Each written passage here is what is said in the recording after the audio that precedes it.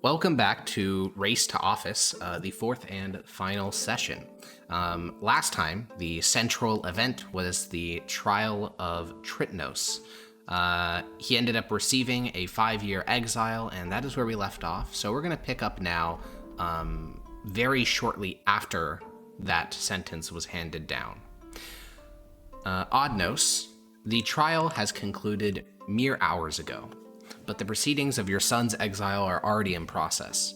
He is to be followed by a pallbearer for the rest of his time in the city, and his formal exile will begin tomorrow. You don't have time to throw a farewell party. The order was that he be gone by tomorrow morning, so you have to pull together your emotions, and within you is a tempest of relief, sadness, and anger. Now, you're waiting in the parlor of your home. Your wife, Heracnosa, is there, and in a rare sign of physical affection, she has her hand holding yours. Tritnos was spirited away by your master servant and other servants to be properly cleaned, and you left it to Polios to assist Tritnos in his packing. You've been thinking about what to say to Tritnos once he's done being cleaned up. And then you hear your wife's voice. He'll be all right, you know. Do you think so? I do. This may be good for him. He's had a infinite fallback. If he failed in Symposium, he could always come back here. If he got in trouble, he could always come back here. But maybe being alone will toughen him up a bit. That's what I was thinking. I think the boy needs his freedom. And it's not as if he'll be all that far. We can arrange for him to be sent to anywhere in the Delian League, perhaps even Piave or Hago, since we have friends there. I doubt Piave, but perhaps Hago. Or go to Luca. They've always been stable. Or we could send him further. Could see Mythdosia. Maybe even go west to those barbarian cities. Learn a thing or two about defending himself. I suppose we'll have to ask him what he intends to do with himself. She nods, and the room remains quiet for a little bit. She kind of squeezes your hand, and the door to the parlor opens and your son walks in. Tritnos has your green eyes and his mother's thick, dark hair. That hair, which was slick with mud from within the aquifer, has now been combed, washed, and likely combed again. It is dark and nearly shoulder length. His skin is a light hazel, and his nose is soft like his mother's. His clothing is exquisite. Polios was clearly trying to help Tritnos feel like a nobleman again. However, when Tritnos makes eye contact with you, you know that nothing will ever be the same again. His eyes have a emptiness, an expression you haven't seen on him before. There was always life there in the past, even when he was furious with you, and you and him had massive arguments, so much so that he moved out to the city. He did that out of a fighting spirit of resistance, but now that spirit is gone. The guilt on his face is so visible that it makes your heart ache. Regardless of what any court or other people say, he feels bad about what he did. Even if it was just exile, the look on his face makes you think he feels like he should have gotten something much worse. And he'll just kind of linger in the doorway. You can step in further, you know. He walks forward, and your wife stands up and walks over and gives him a hug. He just kind of stands there, pretty rigid. So, where am I to go? That's a good question.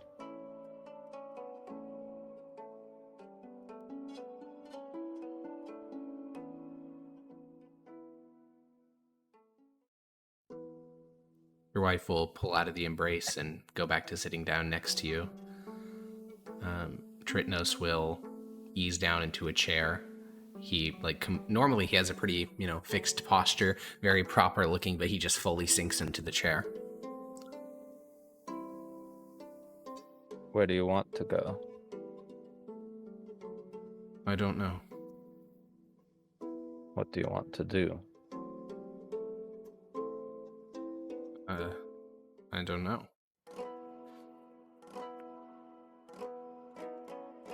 I Well, you'll never have thought to. it'd be like this. Well, it is, and you'll have to find something. I'm not gonna write you blank checks unless you have an idea of how you're going to apply yourself.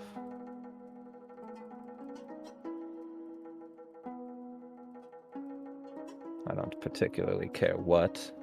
You seem to like philosophy, poetry. Maybe you want to be the best shoe shiner in the land. Whatever your goal, I'll support you. But you have to have something.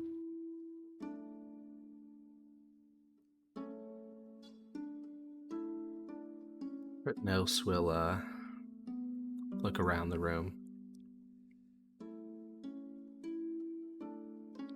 Do you think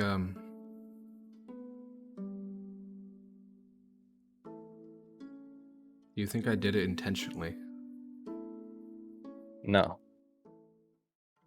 He takes a heavy sigh of relief.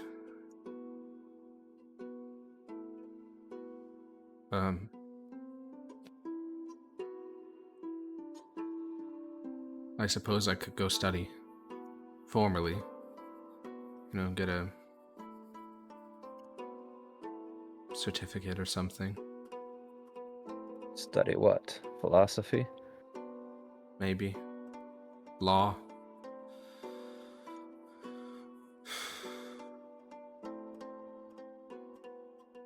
Eric's, what are the good academies for philosophy or law? Well, in the Delian League, it's a very informal structure. You affix yourself to a master in the subject, and once he thinks that you're sufficient, he will say that you can officially call yourself like a graduated student of that master. And it's really purely the clout of your master that provides you with any ability to succeed in the future, because you can say that, oh, my teacher was Akbanax, and so you got a good head on your shoulders, something like that. So in the Delian League, it's very informal. He'd basically have to go find someone to attach himself to. In Mythdosia and Tabrash, though, there are formal symposiums which hand out degrees, and they have departments that are famous for particular subjects. But in the Delian League, it's much more individual.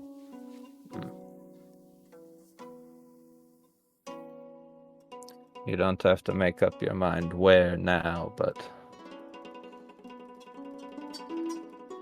you'll have to at some point. Or to pave your way on your own. Where am I going to sleep tomorrow?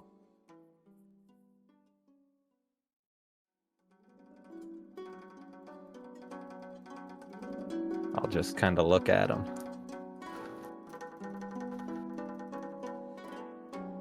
Eric Nosa will walk over to where your son is seated and kind of crouch down next to him, put her hand on her arm, and say, well, you're going to be escorted out of the city on foot.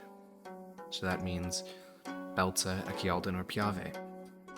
If you have a preference amongst those three, you can make sure that you have enough to pay for your stay for perhaps a week. Give you time to think about what you'd like to do more permanently. And he just kind of nods. Heracnos will look at you. Of those three, which do you think he'd be more comfortable in for the week? I've only been to Piave. Eric's, what were the three? Belza, Ekialdan, and Piave. World map? Sure. Definitely not Piave, that's for sure. Yeah, you don't like the city of Arizor? Arizor and the other guy I stabbed in the back. Yeah. So it was Piave, Belzer, where? Sending your banished son to the state of your political enemies is awesome. Piave, Belza, and Ekialdan. Or looking to invade Ekialdan, so not that either. Well, he'll only be there for a week while he reconsiders, what he's going to do more permanently. Rather safe than sorry. Fair enough. It's a recon mission. You'd like to send him to the military junta of Belza? Tragic. How military junta-y? What do you mean? It's a military junta. They, the dictator of Belza, his government collapsed after they lost a war, and so a series of charismatic local wealthy men seized control of the city through military means, and now are essentially running an oligarchy held together by the force of the citizen militia loyal to those men and foreign mercenaries. Okay, so it's just like a case of guys being dudes. Yeah, exactly. Okay. Just boys Is being there boys. like a street level danger? Honestly, not really, other than like arresting of political dissidents. But don't be a dissident, you'll be fine. Yeah, sure. That seems like the play then. Okay. Then you answer to your wife, Belza, and she'll nod and say, well, you should go pack with Polios, get your things together. You'll be out of the city for quite a long time. We'll make sure to visit you, though. Once you're ready, just go to the rotunda outside. And Tritnos will kind of stand up and shakily walk out of the room. Arachnosa will stand up and sigh. Well, he's rather shaken. Yes, he seems guilty.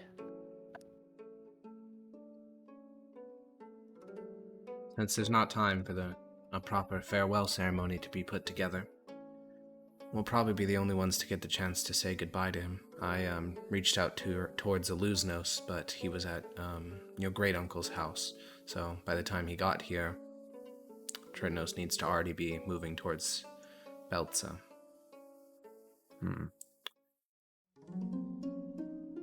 You should think about what you'd like to say to him.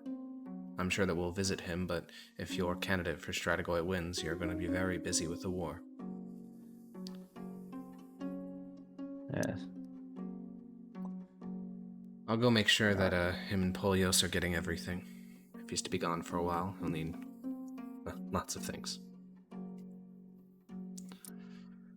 And Heracnosa will leave the parlor. A servant who is sort of lingering in the corner of the chamber joins her, and you are truly alone in the parlor. No servants, no family, and you have a little bit of time to think over what you'd like to say to your son. Once he's done getting packed, he'll head out to the carriage. A pole bearer is out there who's been waiting, and the pole bearer will personally verify that your son exits the city limits, which means he has to go past the Safaka Valley, which is about 20 miles northeast of the city. And once he's beyond those limits, he will have, that's when his banishment will formally start. If he ever re-enters the city, he'll be given the death penalty for 5 years. So, do you know where you would like to say your final goodbyes? You mean like which part of the house or what? Yeah, or you could join him in the carriage to the border, and then, take a horse back. That feasible time-wise? Yeah. Yeah, sure, we'll do that. Okay. Your son spends the next couple hours frenetically packing with your wife and your servant. The pole bearer occasionally comes inside to check that you haven't gone on the run or hidden your son.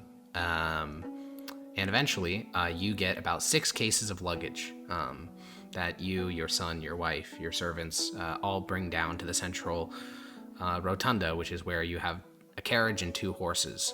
You start lashing the luggage to the carriage, you put it in the trunk. This thing is weighed down with everything owned by a nobleman. Tritnos also provides the keys to his apartment to your wife, as well as instructions, because that place is fucking trashed. So she'll need to basically compensate the landlord of that property. And then your son gets inside the carriage. You mount up on horseback. The pole bearer gets in the carriage beside your son, and you start to ride. It's a pretty long journey to get to the Safaka Valley. It's going to be basically until early morning you'll be traveling. Your son, whenever you glance inside the carriage, him and the pallbearer are both getting some sleep. It's been a really long day, but you like being on the horse. It's more comfortable. You feel the wind, sort of passing through your hair. You have some small talk with the carriage driver, which is one of your servants, but you largely just focus on the surroundings. And eventually, to your left, you can see the distant silhouettes of hills rising above the open grassy plains. And then eventually, to your right, you see a patch of hills. There is no hard border for where Zuri begins and ends, but you are now in the Safaka Valley. And the first bits of light are creeping over the horizon. The skies turn purple and orange, and the carriage comes to a stop. That is enough to, awaken your son and the pallbearer. The pallbearer will get out of the carriage. He'll look around to confirm where you are, and then he'll look towards you. Well, if you'd like to say your goodbyes, now would be the time. I'm going to formally read out the banishment proclamation soon. Thank you. And he goes, and him and the servant both go like 40 feet away, back in the direction of Zuri to give you some privacy with your son. He's still inside the carriage, just kind of staring straight. You were attending Akbanax's school for some time. Yes. And when you saw me there, you immediately stopped, never to return again. Yes. I've mulled this over in my head since I was proud of you for trying to do something. I could only imagine that you must have viewed me as some sort of corrupting force on your life, that you couldn't touch whatever I had been. And so when the lawyer asked me if you would prefer servitude or banishment, I figured that you would prefer your freedom. But I still want you to know that I do love you and am willing to help you. But that I believe that this will be good for you. You were kind of looking, through the window of the carriage, through the entire interior of the carriage towards the distant northern hills, but you spare a glance towards your son's face, and he's been pretty good at keeping his shit together over the last day, but hearing that and seeing that, it starts to feel real, that he won't be coming back. And you can see that he's kind of sniffling. There's tears welling up in his eyes, and he just nods. He doesn't say anything.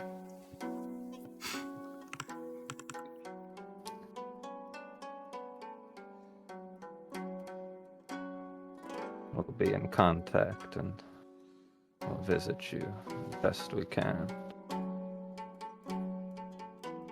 I hope the election goes well.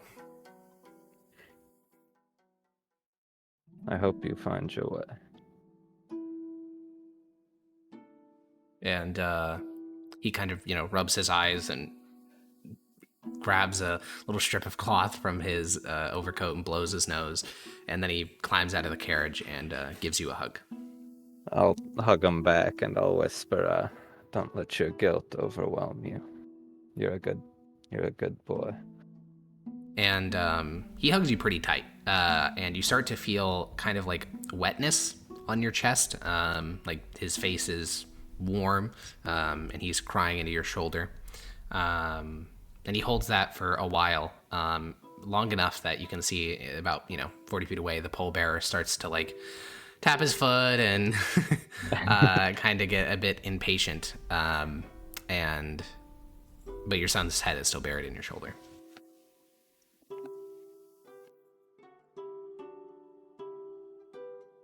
He'll have to be impatient, I guess. Alrighty.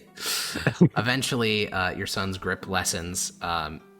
His face is a mess, all snotty and puffy, and he will continue to, use the hem of his shirt to wipe his face. It's something that you always told him to not do. It looks very undignified for aristocrats to use the hem of their shirt to be cleaning their faces off. But I don't think, in this moment you have the heart to correct him on that. And he'll try to get you like a straight posture, and he'll say, I think I'll be fine. It's just belts after all.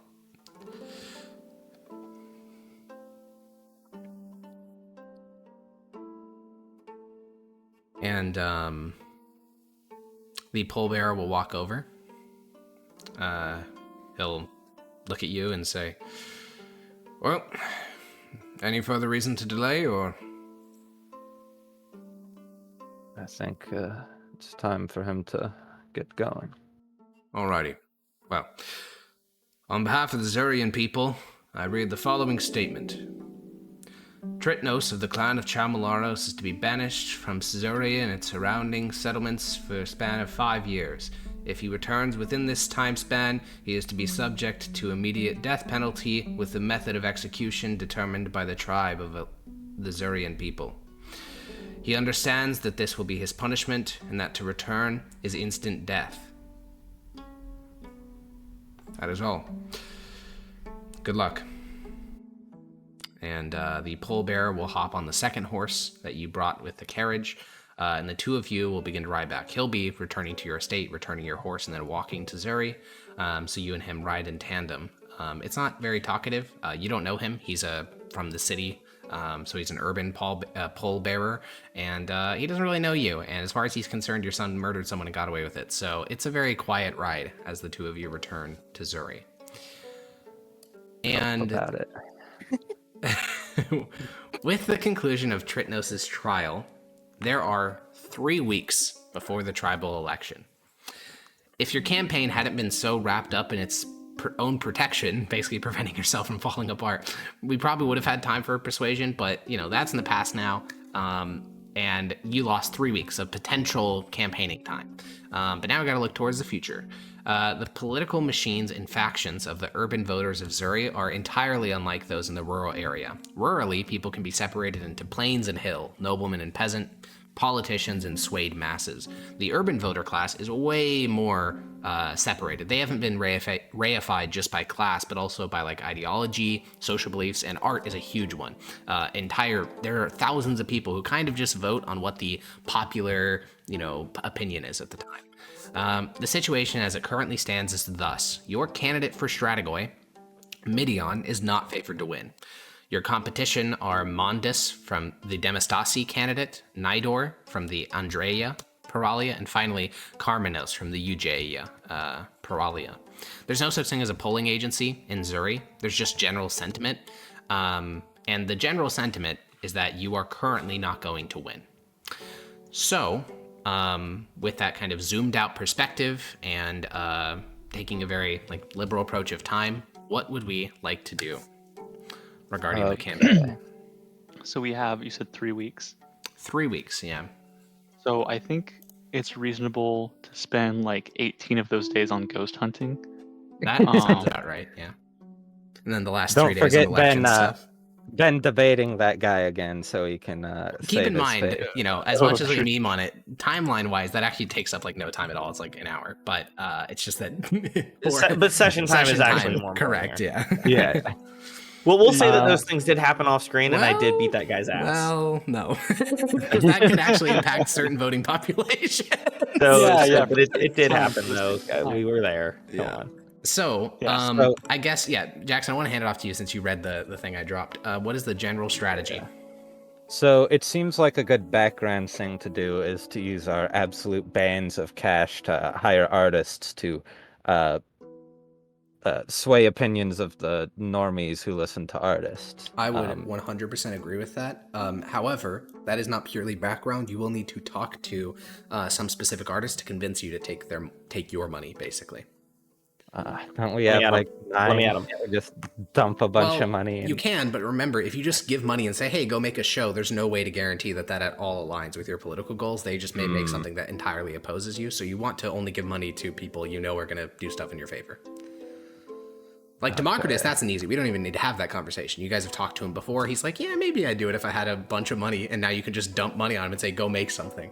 So that's Okay. one that I can just say is a gimme. But the other 3 artists in Zuri that are very popular, you've never even spoken to them, much less, know if they'll align with you politically.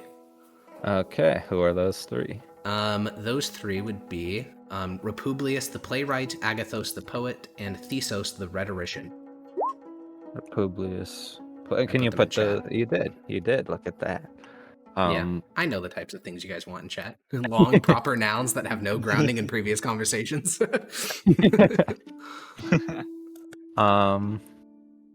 Does any of these like styles have particular sway among the people? Do we know anything about All any of 3 these of these guys? are the most popular people in their niche of performance art. So Republius does written plays. That's why I call them the playwright. Like, these are not their actual titles. This is mostly for you guys to know who they are. Republius is a playwright. Agathos is a spoken poet. And Thesos is called a rhetorician. What he does is viewed as the highest form of art, which is improvisational, persuasive poetry. That shit is like viewed as like the apex of art in Zuri. So like mocking Akpanax. Okay. It's like what Oxbenak does, but it rhymes and it's in poetic form. I can do Thus that. the mogging. Akpanax Thus did the mogging. freestyle. I see. Okay. I will literally start doing it in rhyme if it makes my guy more popular. It literally helps, yeah.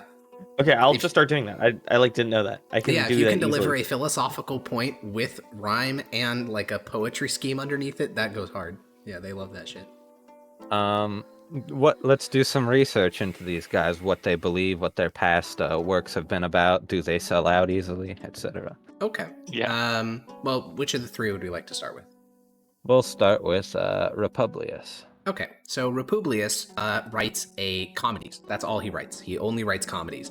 Now, we're dealing with the Greek definition of a comedy here, so not even necessarily funny. It's just that it's like satirical. Like, it's not meant to be like a literal, like depressing, miserable story. It's sometimes it's like heightened satire. Other times it is meant to just make you laugh, and other times it's meant to be like a biting critique on how things currently exist. But there's like a sense of humor to it.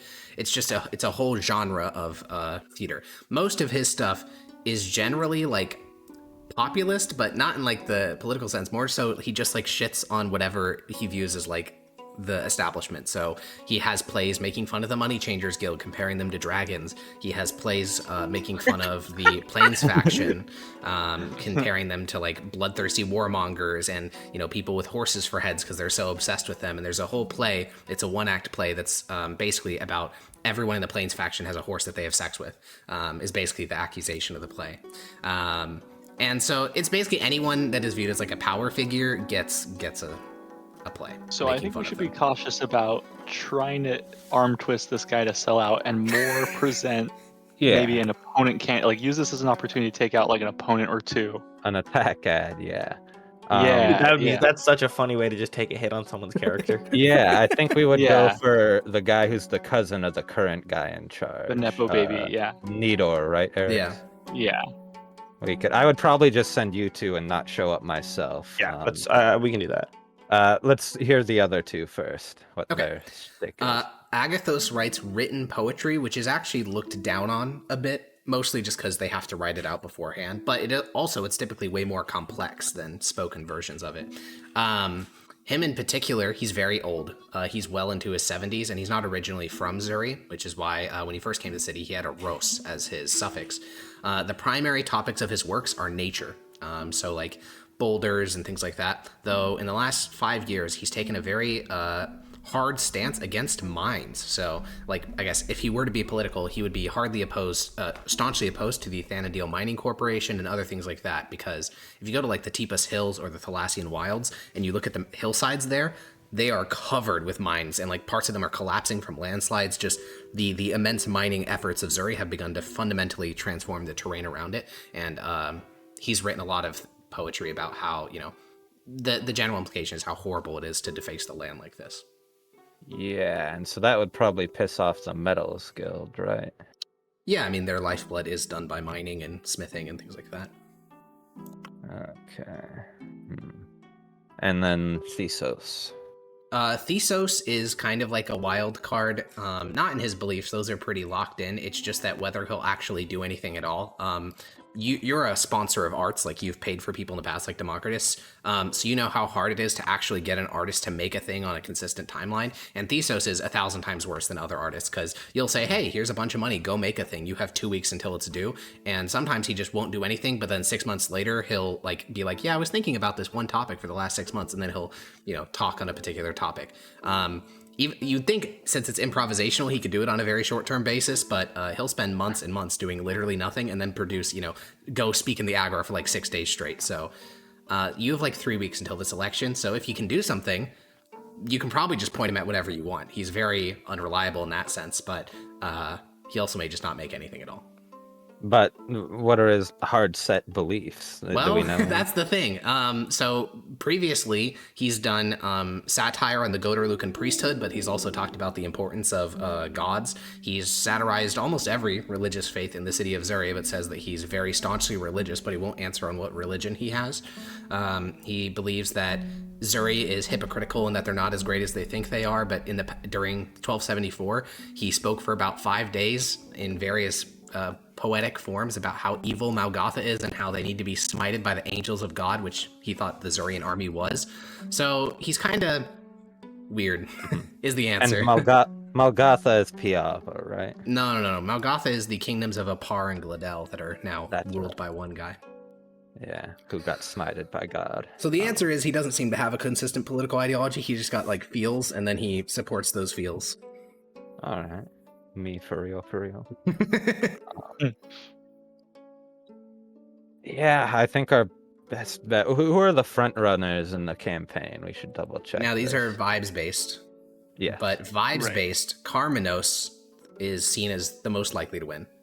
Mondus is seen as the second most likely to win. And you and Nidor are seen as not real contenders.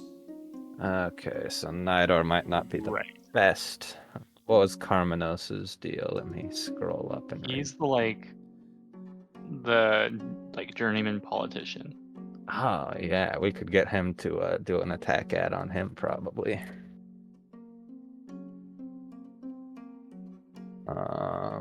Now, I'm going to briefly talk about these candidates, mostly just because for the viewers, I haven't introduced them before. The 4 people running for Strategoi are Midian, obviously our candidate. Mondus is the Strabo candidate, a hardcore populist. We can talk about the policies later if they come up, but basically like trying to remove all wealth distribution issues in the military and making it a much more professional, but also a much more commoner force. Nidor is a guildsman, meaning basically it's just the continuation of the current government. And then Karmenos is a very he's an older man. He's very well composed. He talks about defensiveness and neutrality, but not total isolation, and mostly focuses on building up the navy of Zuri. Those are generally the 4 candidates. Yeah, he seems like a good guy to attack. Plus, he denounces our homeboy Arizor. Yes, he did denounce Arizor as a bloodthirsty murderer. So totally not true. I did notice. I know we've kind of taken path of least resistance with platform. Yes. Especially during the last session, but Mondus's platform sounds super similar to what we've taken on so far. I noticed there are a lot of similarities. Yeah. Well, right. I mean, at this point, we're not going to win anything off of we want military to be strong. Yeah, Nidor's going to lose off that, but it's not going to win you the election. Yeah. Oh, that does remind me. We have to talk about this before we continue. The war game from last session. Alusnos, for the last 3 sessions, since session 2, has been trying to organize this war game. And last session, he got it approved. And it happened near the end of last session, but I didn't want to muddy the waters, make it confusing, so I said we'll save it for this time. So basically, on September 7th, 1/4 of the Zurian citizen militia was called up. That's about 3,000 men. A team of former Strategoi and hand-selected government officials conducted a series of trials. That includes kit inspection, doing medical examinations, testing out formations, seeing how good people are at things like marching or simulated attacks. It was basically a 13-hour day of various drills and medical fitness checks. And on September 8th, the commission delivers its diagnosis before the tribe. The speech lasts about 40 minutes with each member of the committee giving their own remarks on what they observed. And one particular line grew very popular and is going to be kind of the core thing that's talked about regarding what the commission found. That quote is, The average Zurian soldier is a man in his early 30s with a spear and a helmet. He possesses no shield, no breastplate, no sidearm in the event that his spear is broken or seized. He is underweight and has lost several teeth. The reaction is very negative. The idea, like, because these are people's sons, fathers, brothers, and uncles that are being described as, completely inept for warfare. And the idea that the mightiest city of the League, which is what most people seem to believe about Zuri, could be so under-equipped is a little bit horrifying. Now, whether that actually represents the Zurian military, I don't know if you guys are even certain on that, because Illusionos basically bribed every single member of the selection committee to say that the military was fucked. But this is the general belief. Well, we're not concerned with truth here. Correct. Yeah, And we the want belief public- around the city yeah. is that your military is one of the worst, Yeah. if not the worst. What am I, a philosopher? True. And so Nidor, that one war game basically obliterates his entire campaign, because they've been in charge of the city for a year. They say our military is the strongest in the League, and then 6 former Stratagoy and 4 government officials disagree. So Nidor is fucked. Yeah. So In my opinion, I think it undermines Carminos too. How?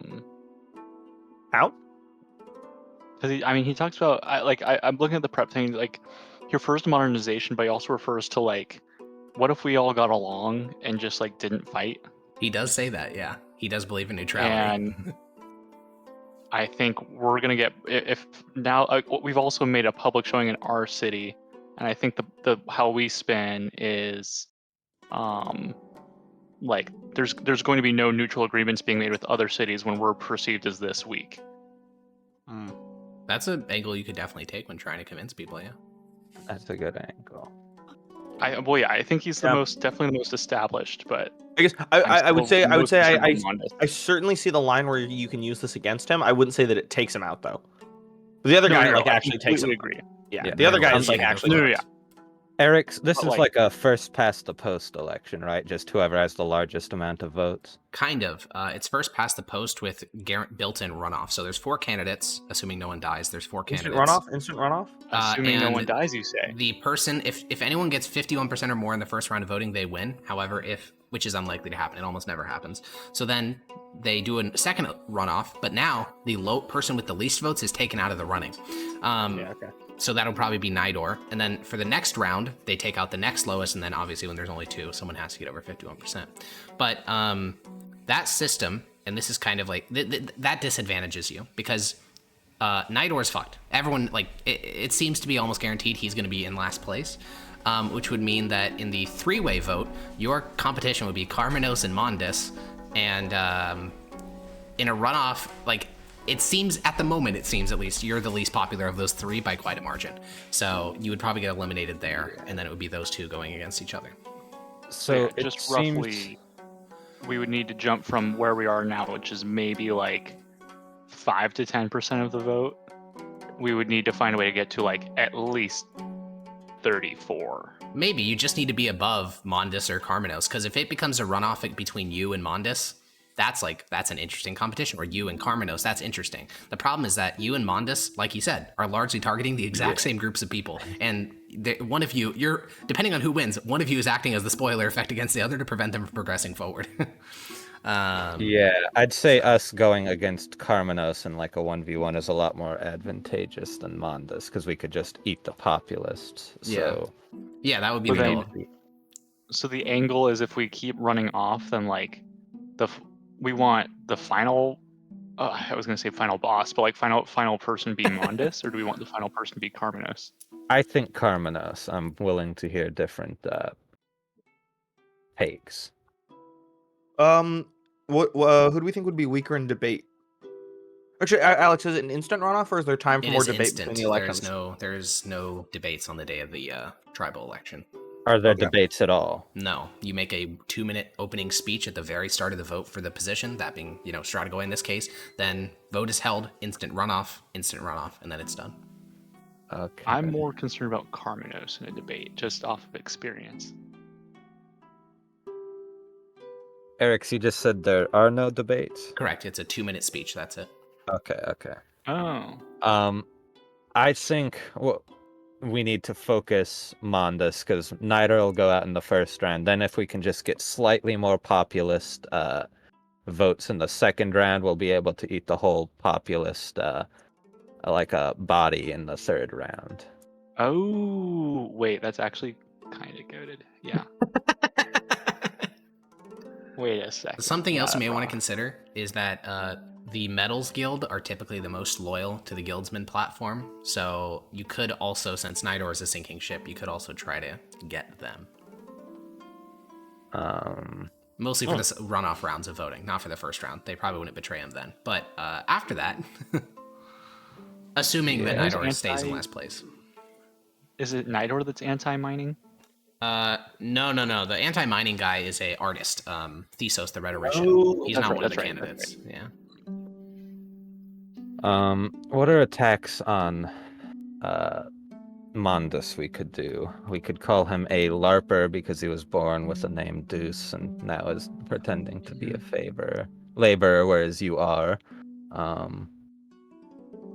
We could say that he's calling for the abolishment of looting rights, but he has no actual long-term solutions, whereas we were going to do the thing where it was is abolishment of paid officer commissions what we were already planning on doing? Well, you were planning on the baby version of that. Basically, every policy that Bondus has is yours on steroids because he doesn't have to worry about appealing to the Plains faction. So, for example, you're not abolishing looting rights. You're just making looting rights go to members of the Plains faction so they get more wealthy. All right, so you just make him out as a cranked radical.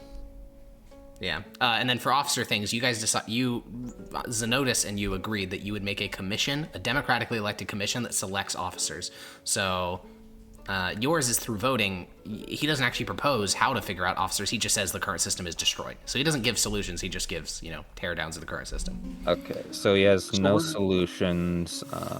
He's a Strabo, or is he just a Strabo? He's selected by Strabo. Strabo's running for Basilius. So he's Right. no solutions. He's a Strabo shill, cracked out. And I kind of forget, are we presenting our platform publicly relatively moderate? Well, you've already called for war publicly on multiple occasions, so I don't know if that's moderate. Right, but I'd say pro-war with a system for advancing social mobility in the military. okay. So we're not just pro-war, we want it to benefit the lower class, but Also, we also notably, want it... you are the only pro-war strategoi. Okay. Well, then I think we just got to start selling war. Yeah, I think we could better call Saul some shit. We could set off a bomb in the city. I mean, Yeah. you could do a false flag attack, yeah. Speeches. I was just gonna say that there's oil. Oh, Nice. you have been reading philosophy in your off time. They got cooking oil in Echiald and get their asses. Yeah, he pulls Olive Gardens. They've got Olive Gardens. he pulls the sticker off of his philosophy book cover and realizes it's by Lockheed Martin. Yeah. Something that I think is worth hammering out is basically how, if you want to even brand yourselves as populists, because if you read through the urban, basically voting blocks, that will immediately disqualify you to a fair number of them. But obviously, you may be willing to sacrifice those if you don't particularly care about them. But I think, if I recall correctly, I think it's Luxuries Guild, Banks Guild. I think the Dockmen would also hate you, but that's because you're pro-war, so you can't really get around that. That's just your platform. They're anti-war? They are, yeah. They want peace and free trade, which is not really what you're pushing for. I mean, have we been open about wanting to help Piava at all? I don't know if you've said that part. I think you've mostly just said Echialden is a threat that needs to be dealt with by force. We advocated for a rise or two. You did also do that, which I think, that's mostly the Luxuries and Banks Guild that you I issue think with. we're toast for those two. Okay, then we don't even need to think about it anymore. We can't sell them on wartime economy. If you guys That's want what to, I- you can go a lot of speak to weapons and the soldiers. You can go speak to What the if we- guild master of the Dock Workers Guild if you want. If we want to sell it to the dock workers, we could say strengthening Piave, who are a maritime city, would increase maritime trade. Is that not a good line, Eric? You can go talk to the guildmaster if you want. I just think something that'd be good to get done at the top of the session is figure out which groups you actually want to bring to your side, and then focus on those. Yes, well, we started this because we wanted to bring the NPCs to our side Nodders. by talking to the playwright. Yeah. So Um, we could talk to the playwright. Yeah. So I would have you two go talk to Republius and see if you can't get him to write against Mondus at all. Okay, done. Okay. I'd like to go And do then that. what if we get Thesos to do a little speech about Nidor? If he's like anti-Nidor, or like makes Nidor the main character of like an anti-mining thing, then we do have access. Like that kind of loosens that base up if we want to go for it. I don't know if it's very big at all. I'm not going to give exact numbers because then you could start retroactively Right. doing math and it get really complicated. No, yeah, but for sure, the Metals Guild does have a fair number of people in it. It's more than almost your entire current voter base, which isn't saying much, but because you have literally like Clan Luktara, Clan Athius, and then Clan Traumoleros. That is like your current base. We gotta get yeah. We gotta do billboards or something, man. Okay, well, we can go into the conversation with Republius first. Republius is inside the city of Zuri. So, Akbanax, you put on your, well, the same thing you always put on, I guess, because you're not very fancy. And then Midian, I don't own more than one shirt. Midian, you put on your military uniform that you sometimes wear for campaign events, or are you wearing just your normal everyday tunic and trousers? I'm gonna wear the normal tunic and trousers for this. Okay. The two of you guys make your way into the city of Zuri, and you seek out a coffee house.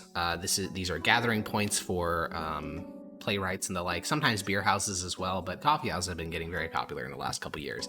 And you ask around, you can easily get yourself pointed in the right direction, and eventually you will all find yourself sitting down at the window of one of these coffee houses, these big old, this is an old church, so these old church windows that are like 3 inches thick, sitting in the shadow of this window at a table with 4 chairs, 3 of them are empty, is Republius. You can see in front of him he has this sprawling manuscript, and he's going through with an ink pen and like crossing out line after line.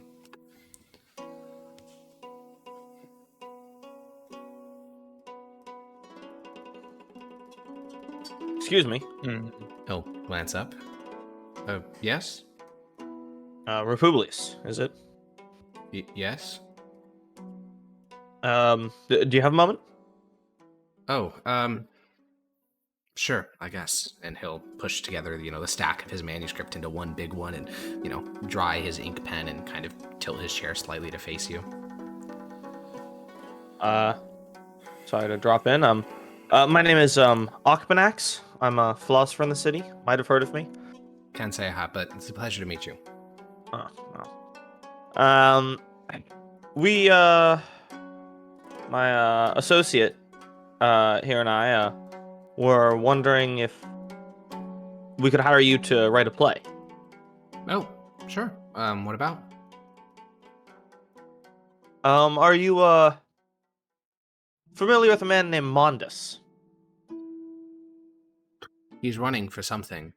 Is he running for Archon? Stratagoy, yes. But you see, we're worried that he would do quite a bad job. I can He's see that. He's one of those Strabo types, isn't he? yes, appointed by the man himself, they're saying. Really? And he's he's a lying, dishonest, bad man. His name's not really Mondus. He was adopted into. Well, he's selected by Strabo. That seems to come with the territory. Yeah, so you understand. Well, essentially, we want people to know the truth about him.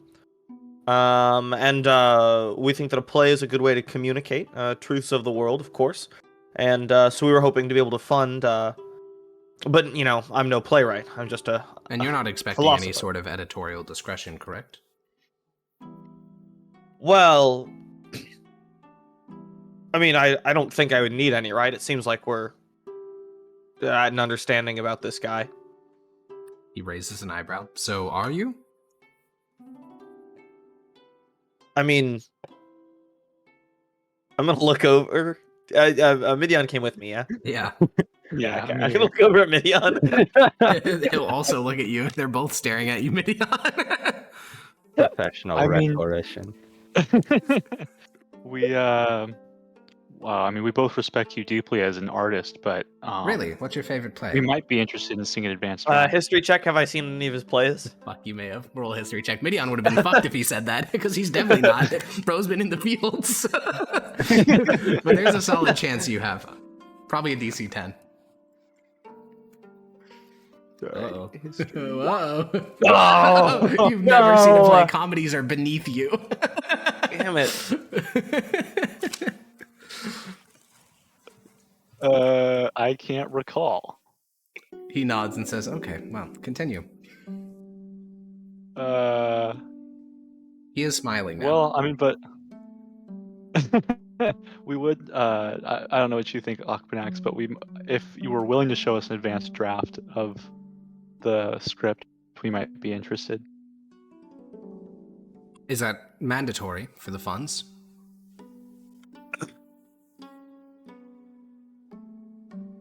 Would you say no if it was? Yes. What if the funds were a lot? They don't. Well, I only have until the election to put this on, I'm assuming, right? Yes. Well, then, I can only spend so much budget on making a one act in 3 days and then performing it in Well, 4. sure, but you can always, hold it for your next endeavor. I think I'd have to answer some questions to the All master. right, all right. Well, ceremonies. then I think it seems like you are a smart man with good head on your shoulders. I think we can trust you, because it seems that you agree that Strabo and his Sure. gang of cronies is not. Do you to mind be if I ask trusted. you a question? Sure. Which of the ones do you support? Which team do you belong to? I'm gonna look over at Midian. I mean, yeah, this guy obviously doesn't recognize you, Midian. Yeah. Hey, I mean, I'm wearing commoner clothes. I might present as like halfway interesting. Yeah. Um. I'm gonna just look back and say, I think if you start looking around, it won't be hard for you to tell. The playwright will look at Midian and say, well, you don't look like guildsmen. So that's... I don't know. Which one? It's not a trick question, I'm just curious. Okay. This is Midian. He's running. Oh. Alrighty. Pleasure to meet you. Likewise. So, trying to become Stratagoy. Yeah, trying. You ever fought in a battle? I. Nice. Okay. Well, since it's going to be a very simple one act, I'll have to reserve space. About 150 gold should be enough. Sure. I assume you don't have it Yeah, on I'm you. assuming that's within our money factor. Oh yeah, That's that's fine, well right, within your Alex? money factor. Yeah. Yeah, No, well I do have it within. on me. I brought 200. Oh, well then. Do you want a formal contract, or will you be satisfied enough to see it performed? Are you a dishonest man? Of course not. Think we'll be fine. Gonna pay him the 150. Yeah, he will. I hoist would have paid him 3 the full bags 2 of if I had gold. editorial oversight, but Yeah, well, this guy doesn't like money, I guess. So true. Yeah, he will take the 3 bags, and he'll say, well, thank you very much for supporting your local artists. And thank you for communicating truth to the people. And the 2 of you smile. And you part ways. I think that went pretty well. As That's- we're walking away, I'm just gonna turn off an axe and say, I feel so terrible about that. Why? I mean, if we just paid him to tear down the platform that we're running on too. I wouldn't say it like that. Okay. Surely it'll be a policy-based critique and not just making Mondis look like a donkey. Mondoofus. I think this might be a bit more ad hominem. It's a comedy, you see. He doesn't know things like policy and More ad That is very funny, man. Okay. Alrighty. Well, So we got let's Republius on Second side. Mondus off the Yeah. list. That definitely handled our Mondus problem. That was Surely. impressive how you guys forgot everything about his biography and the entire game plan. It worked out in the end, but I didn't forget it. I had it up right here. I mentioned stuff about him, right? About our Republius? plan was to go in and not bribe him because he likes to make fun of people who are like authority figures, and then Correct, to... and you did tell him which campaign you Oh, belonged sorry, to that as well. plan. Yeah. That plan. Nah, I was just we funding were it. not presenting as authority. We were just like, Okay. we got pushed over immediately over the editorial rights thing. Sure.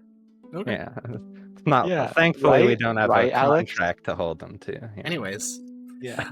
If he starts attacking us because you guys walked in there like those, So, what would we like to do next? you guys did fine. What was the other one? we were Nick floated the considering? idea of Thesos, and Yeah. basically giving him enough funding to talk shit about Nidor, since he, or at least just the Metals Guild in general, I guess, because they're destroying the environment. I'm not sure which voter base he'd be targeting with that, though, unless it's just Yeah, the that artist influenced, because that could definitely be an approach. That would give Nidor a hard time, but then we couldn't poach the Metals Guild after he's out. Why we not? need enough of Nidor's Well, yeah, base. We can still get medals. Yeah, because it's not like anyone's going to expect that you're co-signing the statements of Thesos. The big problem with not like getting Nidor's base would be you'd have to be more appealing than Carmenos, because Carmenos is like the normal moderate, like, and not even moderate, like semi-conservative, like basically just guildsman but not guildsman. So he doesn't have the political baggage of being a guildsman. I think for Nidor, we need to be the people that still support him come election. We need to be like their second favorite as much as possible, so that when he knocks, like they flip to us instead of the other candidate with like a near identical platform. Then to remain on the Yes. artist, can we think of a way of using Agathos or Thesos to achieve that? To get us the Metals Guild. We could have Agathos write a poem saying that we're pro-metal, but it's a bad thing. That's so funny. Ooh. That's based as hell. This loser wants to support coal miners. Don't vote for him. Coal miner support rate goes up by like 40%. That's funny. That was good. Average West Virginia voter. Yeah, literally. experience. Yeah. Dude, that'd be so funny running like a campaign ad for your West Virginia candidate, but it's saying how shitty coal is, like how evil he is for supporting the coal industry. That's fucking genius. That's amazing. We do But probably. I probably watch those on Twitter, right? Like Yeah, I must be seeing probably. those. Yeah. Yeah. Right. Surely, like they're showing me like Joe Biden spent this much money on healthcare, and I'm like, wow, that's awesome. Yeah, dude. Holy shit. We're doing fucking Zuri and psyops. What the hell? Do we seriously want to try and do that, or is it a meme? I think it'd work. I think it could work. Are 'cause, there we any do need like pro Midian content? Are there any like vehemently anti-metal groups? Vehemently anti-metal groups. No. The only people that may fall in that bucket is, so there's a whole category called the artist influence. That is not like it's not a political faction. It's just a group of people who don't really have strong opinions. And if the vibes in the city are, this guy's a bad dude, they will not vote for him. And if the vibes are good, they'll vote for him. So one reason to maybe not do the attack out on yourself would be that for those groups of people, they probably wouldn't internalize the policy or whatever. They'd just be like, oh, he's the bad guy. And that was which groups? The artist influenced group. Artist. The largest one. Yeah, it's the largest in the city. It's people who don't really know shit. They're just vibes based. I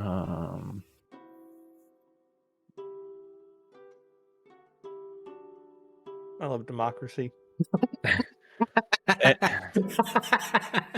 And we don't know how large the metals group is. The metals group is. Okay, I can tell you how big it is. What I don't want this to turn into is you guys doing exact math on like the number of voters and trying to. It's roughly 800 people, and the artist influence is about 2,500. So, but for context, the Luktara have about 800 voters in their sway as well. So it's one Luktara clan's worth of voters if you could potentially bring it to your side, potentially. And how many do we risk? We can't measure that, I figure. Not easily. Because, yeah, Yeah, you can't easily measure that, really. Yeah, so we could gain 800, but then lose like 5,000. Well, that's assuming that the artist influenced metal. are already voting for you. Because you can only lose them if they were going to vote for you anyways.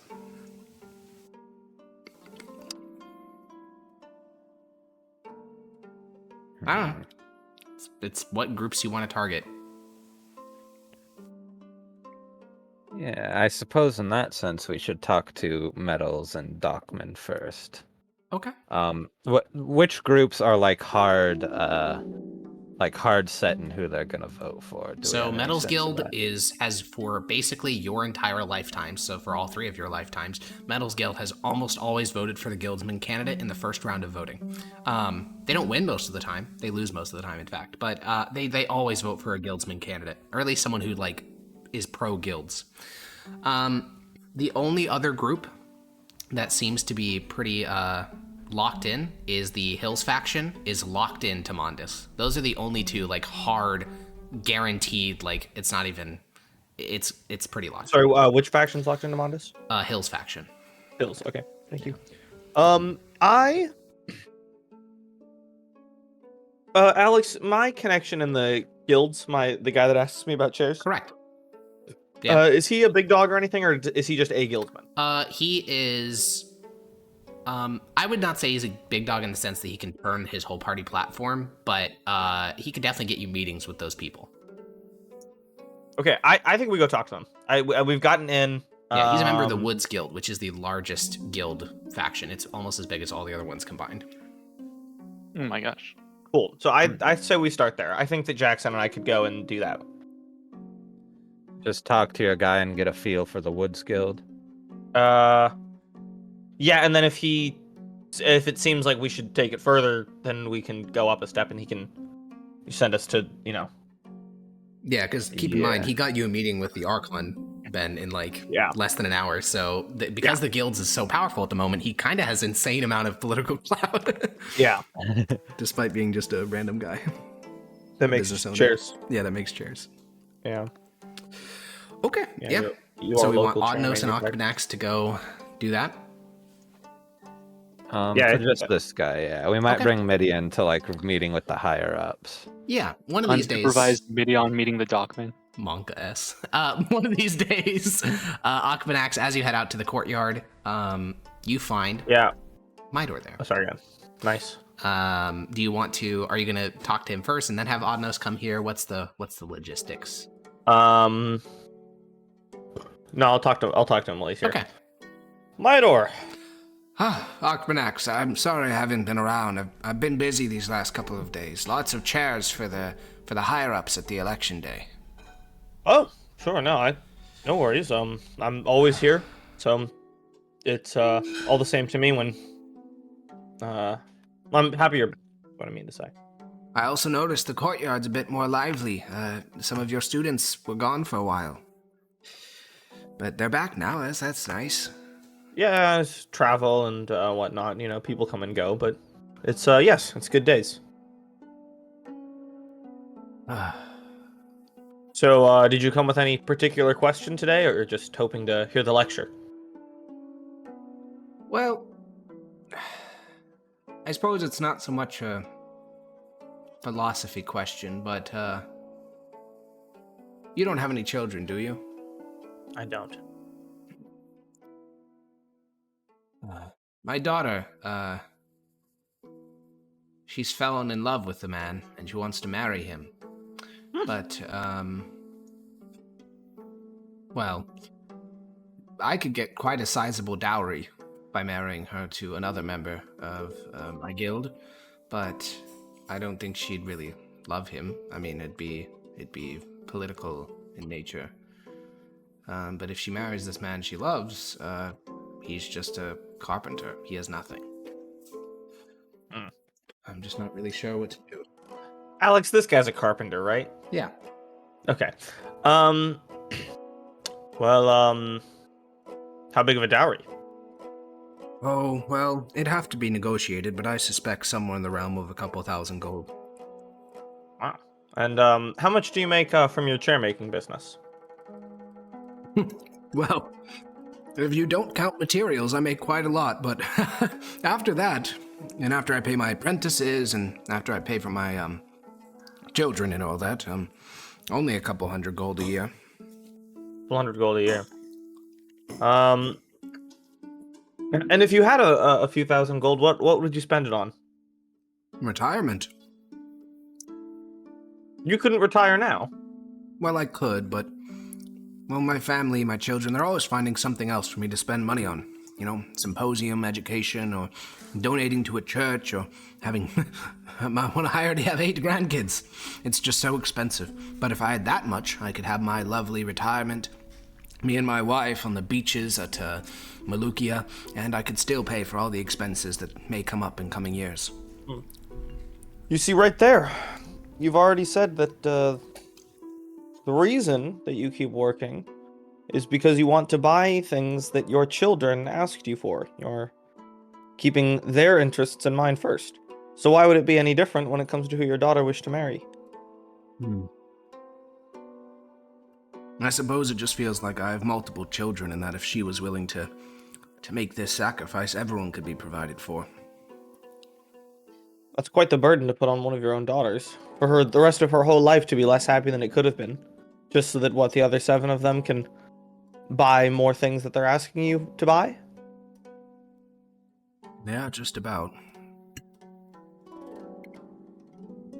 I just, Well, it's that seems patently immoral to me. Oh. Respectfully.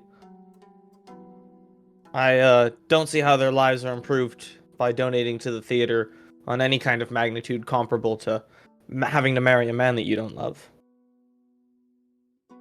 I mean, I guess you wouldn't understand, but plenty of people do that sort of thing. My wife was an arranged marriage. Well, and it presumably worked out? It was rough for a couple of years, but, I mean, now we have a vast family. My family's bonded to hers. We have beautiful children, grandchildren now. Well, you couldn't have children and grandchildren if she married this other man, the one that she loves. I'm sure they'd have, I mean, obviously, they seem to love each other. I'm sure that they'd make wonderful grandchildren. I don't know. The opportunity cost.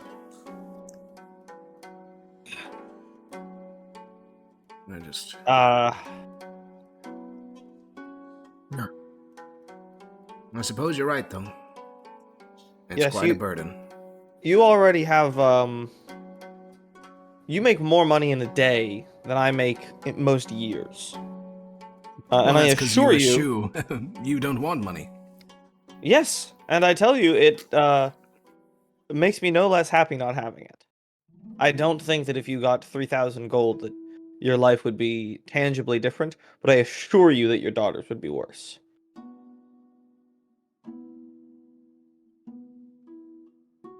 He nods, and, he was probably already leaning in your direction before he came here, just because you think if he'd been, really committed, he probably never would even talk to you about it. He was already looking for a reason to say that, yeah, I should let her.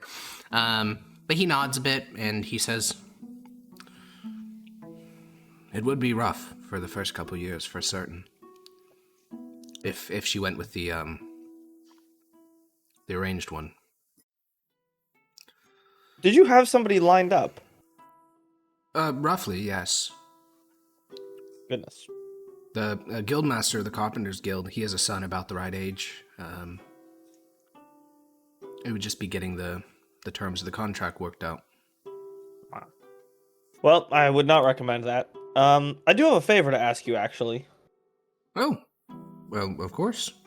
I've been involved in politics this election cycle. So you told me. I forgot the name of the man, but how's he been doing? Oh, he's quite good. Midian is his name. And I was actually hoping that our campaign manager and I could speak with you. We just want to get to know what the guild's members of the guild are thinking. And we thought that you, as a strong representative of the Woods Guild, would have an insightful opinion. You're putting me in a difficult circumstance here.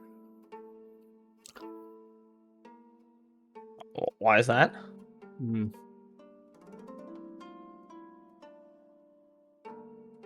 I just can't decide those sorts of things. I don't even know if I could speak on it. That's the matters of the guildmasters. Well, that's fine. In that case, would you be willing to get me a meeting with him? I could certainly ask him, certainly.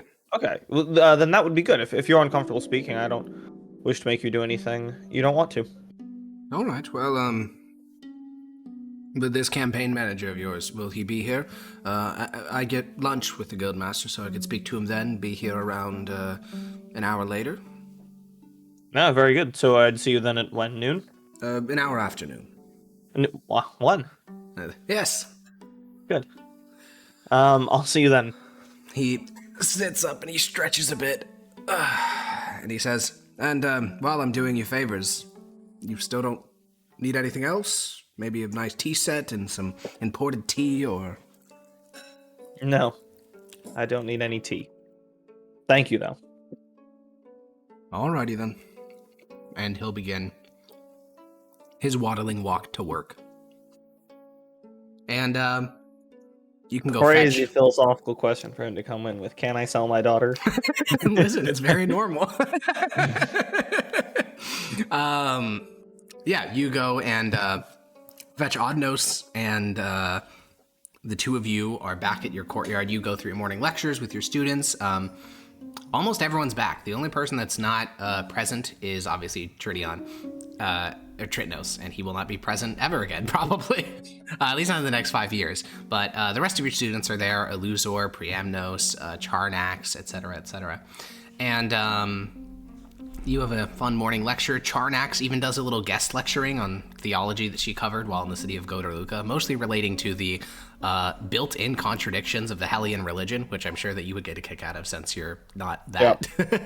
Yep. And eventually, Odnos will come to your shack, and at around 1, Mydor will return. He'll, walk in the courtyard, spot the two of you waiting, and he'll kind of hobble, walk, speed over, and he'll say, "Oh, hello. Hello again, Mydor. Yes, well, I spoke to the guildmaster, and he said he'd be happy to meet with you. Oh, wonderful. Come along, then." And he'll walk out into the street, and it's weird, because the way he hobbles, it looks like he's moving fast, like he does the speed walking thing, but he doesn't. He's very slow. He just has, quick, kind of jerky-looking movements, because his hips are so fucked up. So you guys have to follow behind him at a very slow-paced walk. And eventually, you get to one of the guild houses. These are expensive fucking buildings. These are the headquarters of different guilds, and they cost fortunes because all the wealth of the prestige of the guild is wrapped up in how nice its building is. And the Carpenters Guild is one of the biggest guilds in the city in terms of personnel, in terms of revenue. Construction workers are in the Carpenters Guild. Almost everything in the entire city has something to do with the Carpenters Guild.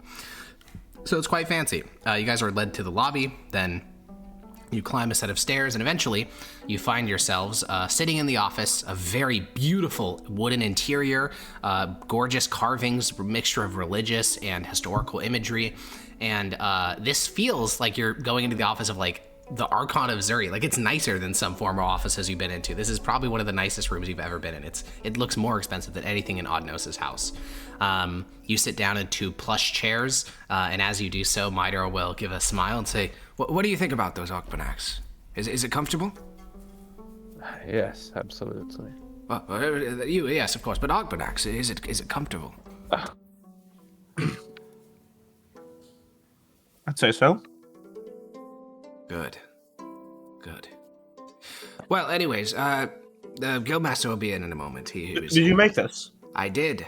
It was a great honor to be selected by the guildmaster to make his meeting chairs.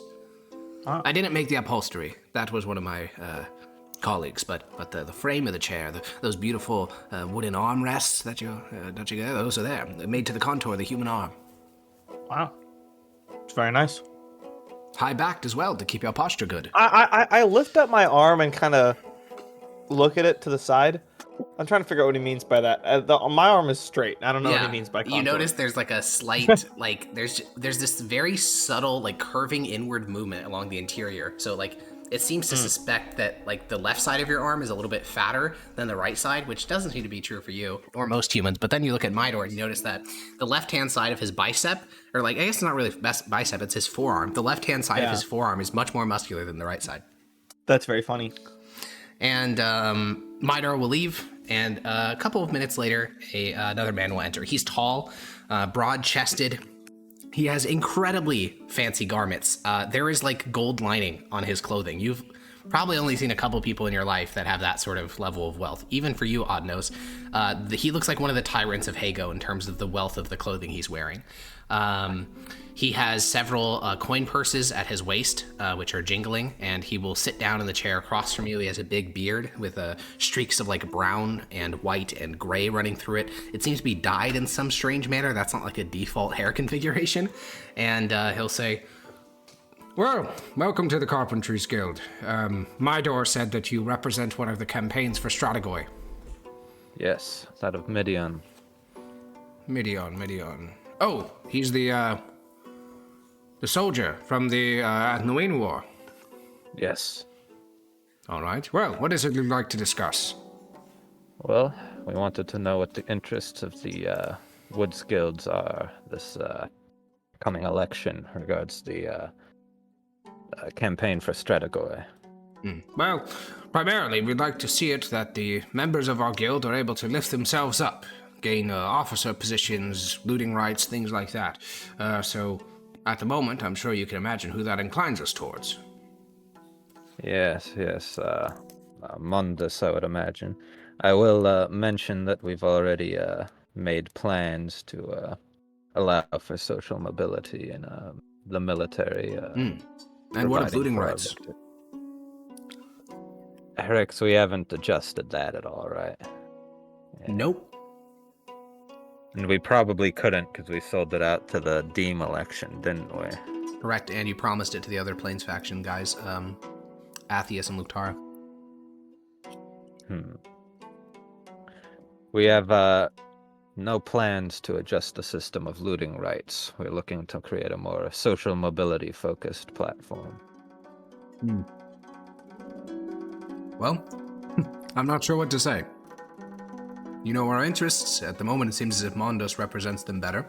And Carmenos promises that when the forts that he wishes to construct are being built, and when the navy that he's interested in is being constructed, that Carpenters Guild will receive exclusive contracts on many of those things. Oh, well, I'm going to look over at Oddnose. We can provide contracts. We've already been bulking ourselves up on a pro-war platform. Listen, the number of spears alone. And you'd give that to the Carpenters Guild instead of the weaponsmiths. Eric's, who the weaponsmiths belong to? The Metals Guild. The Metals Guild. Also, notably, they make, they actually make weapons. This would be the Carpenters Guild first time making large-scale weaponry. Also, it'd probably violate one of the bylaws of the city, but that could be dealt with in a tribal vote. Wait, okay, so then maybe I need to back up. I guess, what was the other guys getting? It was boats? Yeah, which would fall under the Shipbuilders Guild, but Carmenos must be prepared to basically go to war with that guild in exchange for the Carpenters Guild. Because the way that it works is guilds have like state-mandated monopolies on the types of stuff that they can work on. So you're not supposed to have this sort of quid pro quo around contracts, but the tribe can vote to redraw the boundaries of like what falls within different guilds. And so what Carmenos is saying is, yeah, I'm going to be building these forts. That's obviously carpenters because you need to be doing construction. Also, these ships that I'm going to build, I'm going to give that to you instead of the Shipbuilders Guild, and I'm going to work with the tribe to basically fuck the Shipbuilders Guild completely. And how big is the Shipbuilders Guild compared to the Carpenters Guild? Much smaller, because there's less ships being built. Yeah. So you guys could just say, fuck the Weaponsmiths Guild, fuck all the Metallurgy Guilds, we'll give these as exclusive contracts to the Carpenters Guild. What would the rough size be if we got the Metals Guild and Shipbuilders Guild? But it'd still be small. Shipbuilders is largely going to be merged in with the Dockmen in terms of the number of voters, but Metals plus Dockmen is still less than Woods. Less than Carpenters? Or Yeah. woods as a whole? Less than woods as a whole. Hmm. Does winning carpenters win this woods as a whole? Basically, yeah. Okay, and woods is a very large faction, but it would cost us metals. And Doc, yeah. And Doc? Oh, well, I guess not so much cost you, Doc, but that's if you're doing the Doc neutral. Carmino strategy. Doc neutral. Yeah, Doc neutral. So we have the Carpenters Guild, which makes up the bulk of the Woods Guild. And we Yeah. have the Shipbuilders Guild that's listed under the Woods Guild, but is really part of the Dockmen. Correct. Okay. And the Dockmen are okay. And so Dockmen as a whole, including Shipbuilders, are smaller than the Carpenters or the Woods Guilds as a whole. Both. Both. By how much? Roughly. A factor of 5. Lots. Yeah. I think that's worth it then. Yeah. Yeah, so I'll say, I don't know. Wait, sorry. You're saying that metals is smaller by a factor of 5, or No, now he asked about Doc and yeah? ship. So what about metals? So what It's about about- metals and dock? Metal and Doc are shipbuilding? about half as big as woods. Okay, I mean, so it's still better than nothing, right? If it's a way to lock them down. Yeah. Well, So we that's if could you either- lock him down. So we're deciding between trying to get woods right here or moving to get metals and dockmen. Yeah, but that would still only be half as much as getting woods. Yes. So we might as well. So it's if we think we can get all of them, that would be great. But if we're only taking one, this is the one to take. Yeah. Also, you said you okay. wanted to focus fighting against Mondus, right?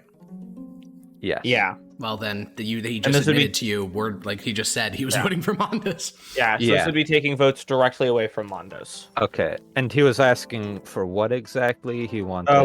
They'll build our weaponry. Exclusive Instead of- contracts on all the weaponry, meaning that the Metals Guild would get Omega cucked. Yes. Would they do like a bad job? Yeah, probably, but I mean, like the How bad? shafts of the spear would be great, but the heads of the spear would be like dog shit. They're not metal workers. Could we have it where the Woods Guild makes the staff of the spear and then the Metals Guild makes the head? You could do that. Yeah. Can we give them a cut? It's just that would be yes. The answer is yes. You can totally do that, and the Metals Guild probably wouldn't care that much. They'd be a little bit pissed off, but more importantly, that wouldn't actually be that big of an offer because what Carminos offered them was complete contracts. Like they would be the only ones working on the forts and the ships. So if you want to equal Carminos' offer, then you'd have to go total exclusivity. Right, but we can annihilate volume. Well, not exactly. Carminos has proposed a very ambitious plan of the number of forts he wants to build. But we'd have an actual war rather than just forts, so we would have a steady stream of income. Well, it takes years to build forts. That's not like a quick thing. Yeah. So like they're saying, Both of you are even basically, if they're whether building it's so you many or forts, Carminos, you're both proposing like huge volume things, and like you can't give them economic predictions for the number of spears and stuff you need, and Carminos can't give them exact projections of how many ships he's going to build. You can just give them like rough promises. Yeah, so I Can we say Right. roughly promise something that's roughly not true? You can do that, yeah. so I'm in theory, not. we need 18 million spears. I mean, yes, you can try to give them a half contract and then overpromise on the number of spears that you need to try to convince them, but That would ruin long-term political goals. Which hey, I we're not thinking have. about long term. We're just trying to get elected, okay? Yeah, but we gotta think ahead in character. True. But still seems like we need the Woods Guild. So, What about that artificer that's working on firearms? Something about a really big gun.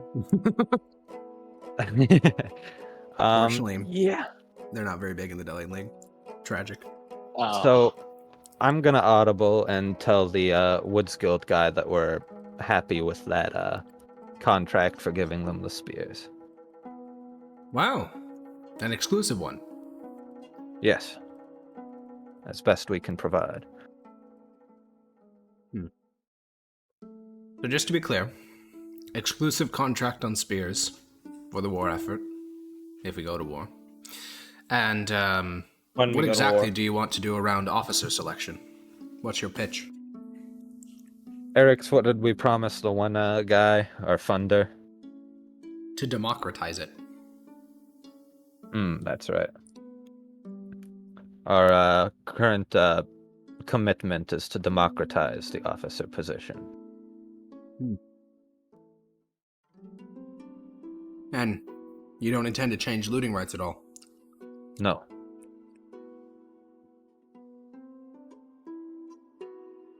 It's a good deal. Wink, wink. And I've heard that your target is Ekialden. Is that true? Most likely. Alrighty. Well, I'll think about it. Is there anything else?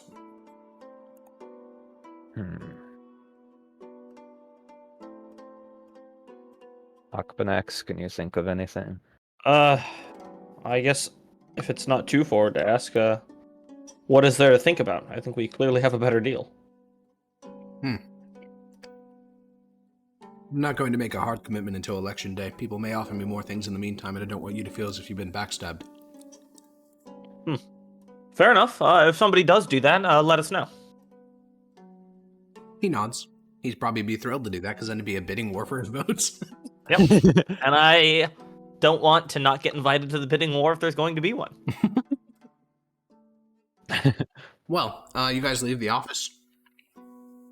Mydor doesn't ask how it went. He doesn't want to know how it went, but he will inform Yokbanax. He decided that, maybe he shouldn't sell off his daughter, and he's going to let her marry Good for the him. carpenter. Yeah. Aw. Okay. Next campaign piece, I think we need to get Thesos the wild card to do just like a blank pro-war sentiment. Not like pro-strength, but pro-war, since Okay, that's now- our unique thing. From what I described of Thesos, his erraticness of policy and production schedule, what would be your strategy to convince him to do that? That was my next thing. Okay. My bad. We don't know anything about, he's just mentally like that. There's no, we can just bribe him. Well, it seems as if, from what you know, he likes to be provocative. He's very Democritus-pilled in that sense. But Democritus has, underlying, very strongly held convictions about, democracy and the superiority of Zuri and stuff. And that seems to also be what Thesos thinks, but not, consciously. Democritus knows that he's a biased person with nationalist beliefs. Thesos, again, is purely emotion-pilled. So, he doesn't even realize that thinking Zuri is a good city is already a moral statement. To him, that's obvious. And now he has, emotions surrounding that idea. So he's just not very self-introspective at all. He kind of just does things, but he makes them sound pretty, and so people really like him. All right. So you have to think think about the average Zurian and then appeal to their emotional sensibilities. Yeah. So we would want to. How about just saying Zuri's the best? Our culture should be in Ekialden and Piov. Would the average person kick it with that? That's a bit expansionist. I don't know about that one. You gotta make it sound more appealing. They should respect us and our culture. Okay.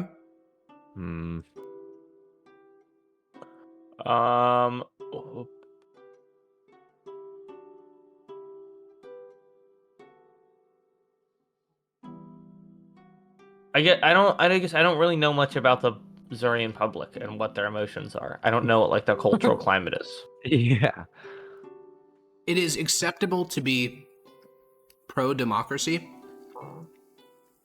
and to make pretty exclusionary statements on those grounds. For example, Athenoene societies are bad because they're not democratic, but it's not super chill. It's not very heavily supported to be they're bad and also we want to invade them. Because the line of attack you've been using, Ben, which is pretty effective, is saying, no, we're not invading them. This is a defensive invasion. They're going to come for us eventually. And that properly, strikes their neurons because it doesn't sound expansionist, it sounds defensive. Yeah. So Then let's play out with that, right? We'll say the only way to protect Zurian culture is to protect Zuri.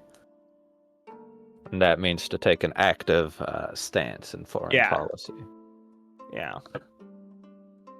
Okay, cool. Finding Thesos takes a bit of time.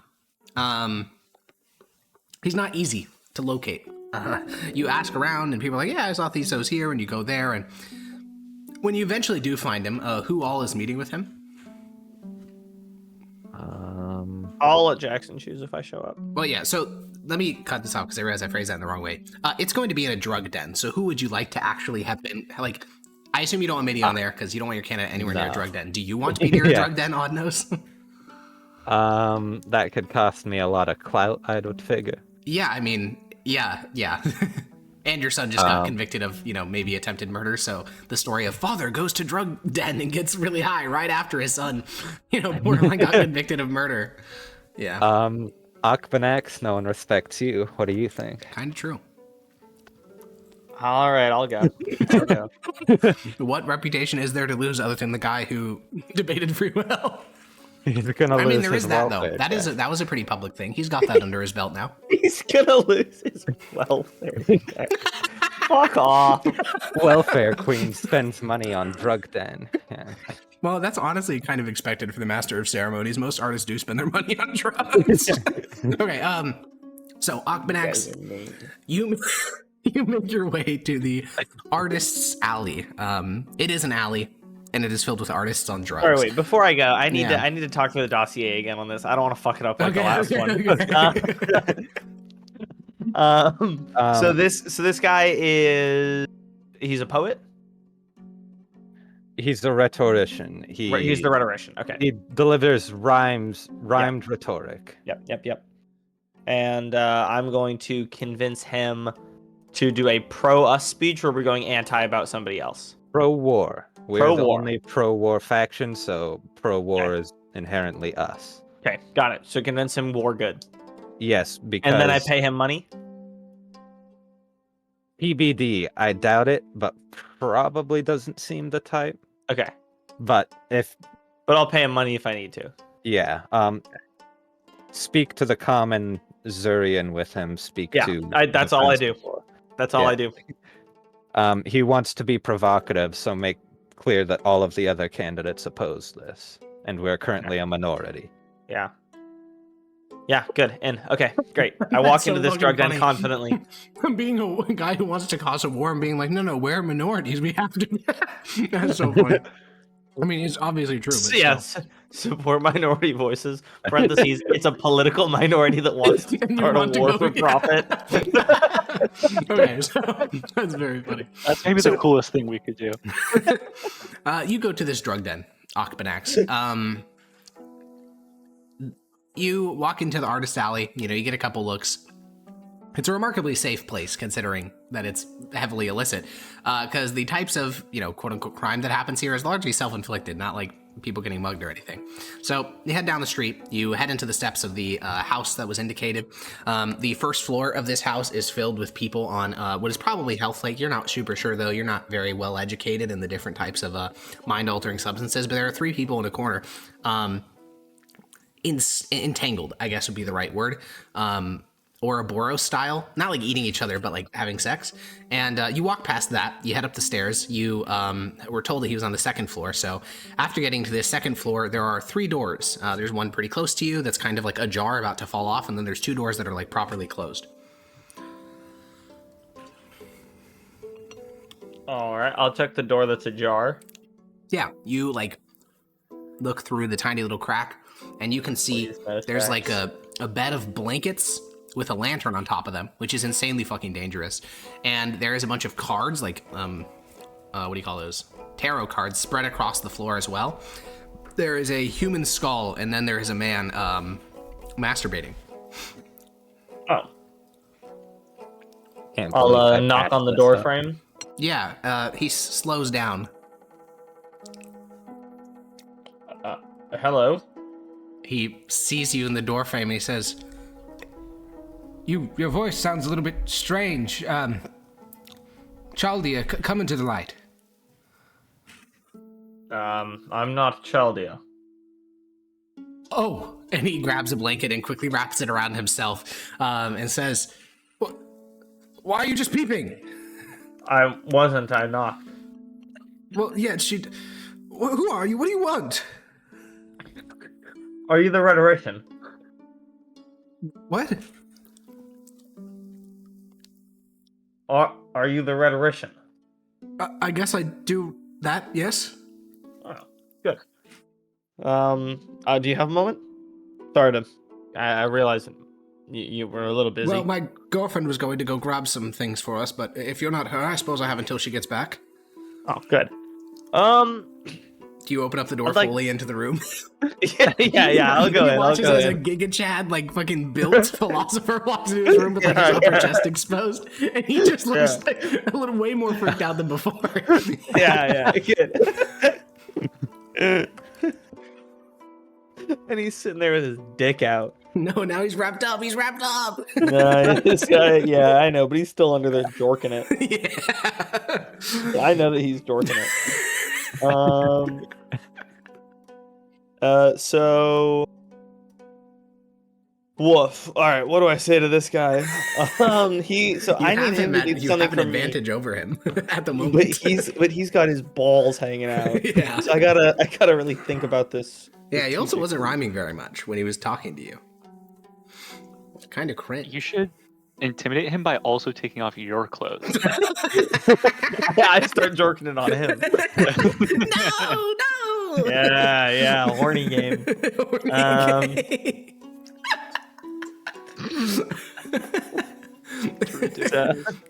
This is plot relevant horniness, I swear. Yeah. You do it for the plot, I bet. So I'm gonna say to him, sorry, this feels like a bit of an awkward time to walk in, it is, but she's going to come back soon, so if we could. okay. I was wondering if I could speak to you about your next work. Okay. Like, are you planning on speaking anytime soon? Not really, no. What is there something keeping you? Nothing's really interested me. Are you a fan? Is that what this is? I must admit, yes. I could, quote some of my works. We could have a hug. You could go on your way then. I'd not like a hug right now. My bad. But just I could quote some of my famous lines. No, I'm actually interested in new lines of yours. There's a topic that I'd really like to get your opinion on. Oh, you're one of those types of fans. Yes, I am. Well, these things takes time. If I'd wandered onto the Agora without having thought through the lines, and I was supposed to, completely improvise all topics on which they are on, then I can't do it. I need a nebulous cloud of framework of phrases, and I need to practice and refine. I can't just do something.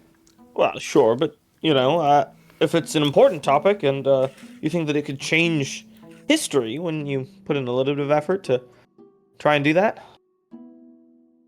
What do you think it is? Get on with your thing.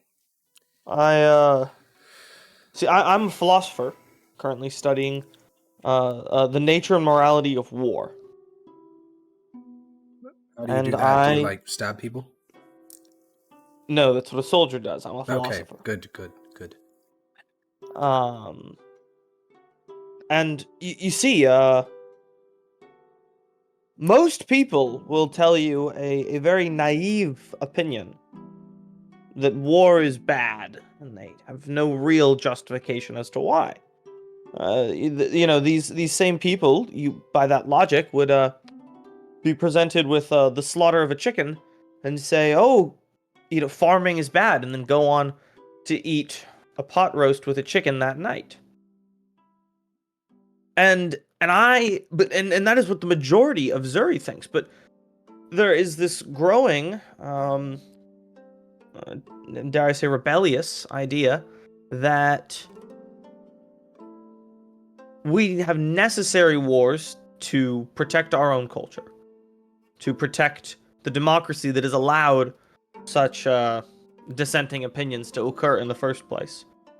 And I don't know. I just you're a favorite rhetorician of mine, and I was hoping that it'd be a topic that you'd wish to speak on sometime. Oof. The ethics of war, huh? Yes. I could give you a book on it with lots of good sentences if it helps kind of prepare your thinking on it. No. Well, how about this? I can It's a tell that good you're a book. big fan, you're very invested. I'll add it to my list. I appreciate it being on your list. But really, and I don't mean to be too pushy, but I was hoping that you would say something before the upcoming election. That's in like 2 weeks. I know. But you're the best, aren't you? Well, Listen, I've underprepared for things before, and they're very rough. I mean, I'd have to go on a 2-week bender to make something by then. Isn't that what you live for? It looks... But by the looks of it, you go on all sorts of benders, and I'll kind of gesture around the room. Well, I'm working. Oh. Okay. Well, the pleasure only and 2 pain, weeks. it's pleasure and pain. It's a whole thing. Well, he looks Think at about you. this. You could change history. You can hear someone like climbing the stairs to the second floor. And just roll me a flat charisma check. I got +2. Okay, This is gonna plus be two, good. plus 2. D20 plus 2. +2. Fucking shit. He's thinking, genuinely. And then the door, like, you hear behind you, someone says, hello? Who are you? And you see a young woman in her late 20s looking at you with deep confusion. Pardon me. I just had a few questions for the man. She pokes her head in. Is he... Who is this Thesos? And he says, oh, it's just a fan. He was just pitching me on a topic. Well, now that she's back, thank you for giving me your thoughts. I hope that you like the next thing I make. See you on the Agora when I'm done with it. And he starts to, shoo you out of the room. Fine, and then I'll leave and listen to them have sex.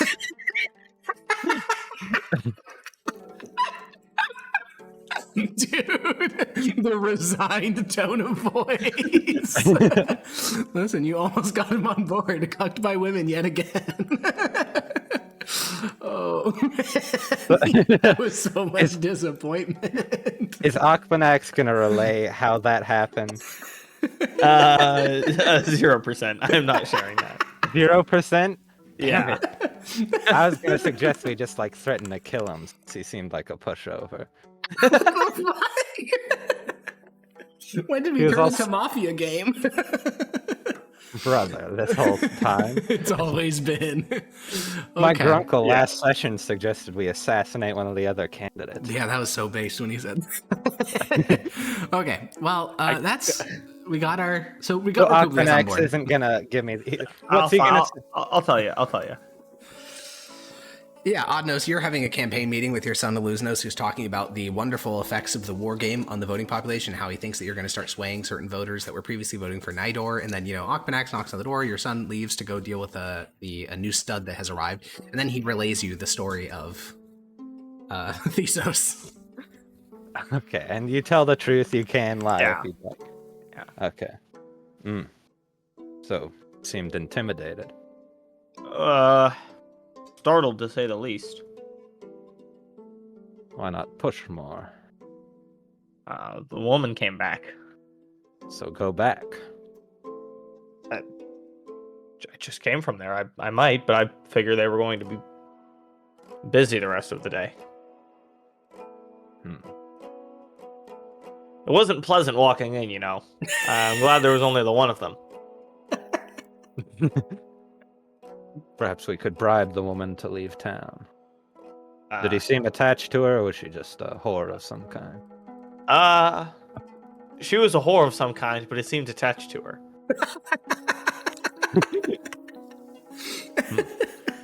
Perhaps we could convince her to talk to him about war. Bro. Don't you love going to war with neighboring states? You love going to war with neighboring states, don't you? Yes. That's the plan. We get her to be like that. Holy shit, so you mind control her. I don't know how else you're going to do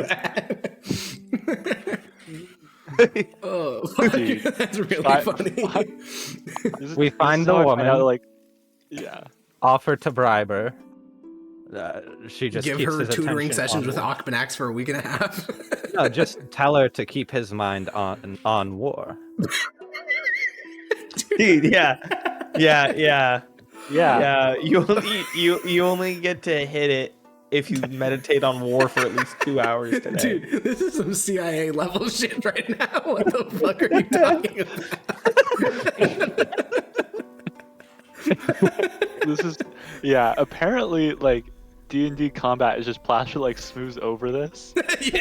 and if you leave us alone for too long with our own thoughts, like, this is just what happened. Yeah, 4 sessions in, we're trying to do MK fucking Ultra with prostitutes.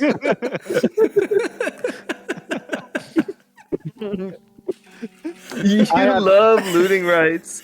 You love the current looting rights system, don't you? I unironically think this could work if we like got her to just keep bringing up war. Yeah. Yeah. Okay, well, are we going to pursue this or are we going to move on to new topics? I'm on the verge of tears right now. This is so dumb. I'm with Jackson. Yeah, let's do it. What's the worst that can happen? Okay. Fucking ride or die. I just want to be clear. We have 2 hours and 15 minutes. Now continue. What would you like to do? Jackson, make the Not call. won her persuasion check. If we Call keep it Jack. quick, have Okay, sure. Akbanax go back. Yeah. Okay, so alright, I'll go. Akbanax. Okay. One Go second. I need back a to both second. of them. I need a second. Okay, Akbanax. You go back to Artist Alley. Yep. You head into the house in question. You walk past on the first floor as there are just 3 people lying on the ground, sweating in the heat, looking real satisfied. You head up to the second floor. On the second floor, all 3 doors are closed. Okay, I go back to the same door that had a minute before. Yeah. Knock on it. Hardy knock. Wait, no, listen first. Listen. You hear whimpering. Yeah, okay, I'm gonna knock. Okay, Really you loud. knock, and there's a very surprised like, and then you hear some movement, and you hear like a woman's voice saying, I'm sorry, it slipped." And a moment later, the door will open, a slight squitch, and you see the young woman from before. No, sorry, I run away when I hear all that. This is too awkward. I'm like freaking You know what out in else? my seat. You know what else is slipping? Ekyalden and So, okay, you scamper away. You scamper Yeah. away. Yeah, Akbanax. I'm not doing that shit. I'm not doing that shit. Dude. And you leave. Okay. I'm gonna tell Honest that I did it, but I'm not doing that shit. Brother, I'll just hire someone if you can't do it. Hey, he said he did it. He said he did it. I'm gonna ask him for more details. I do like a really bad job lying. I'm like fidgeting with my hands and shit. Okay.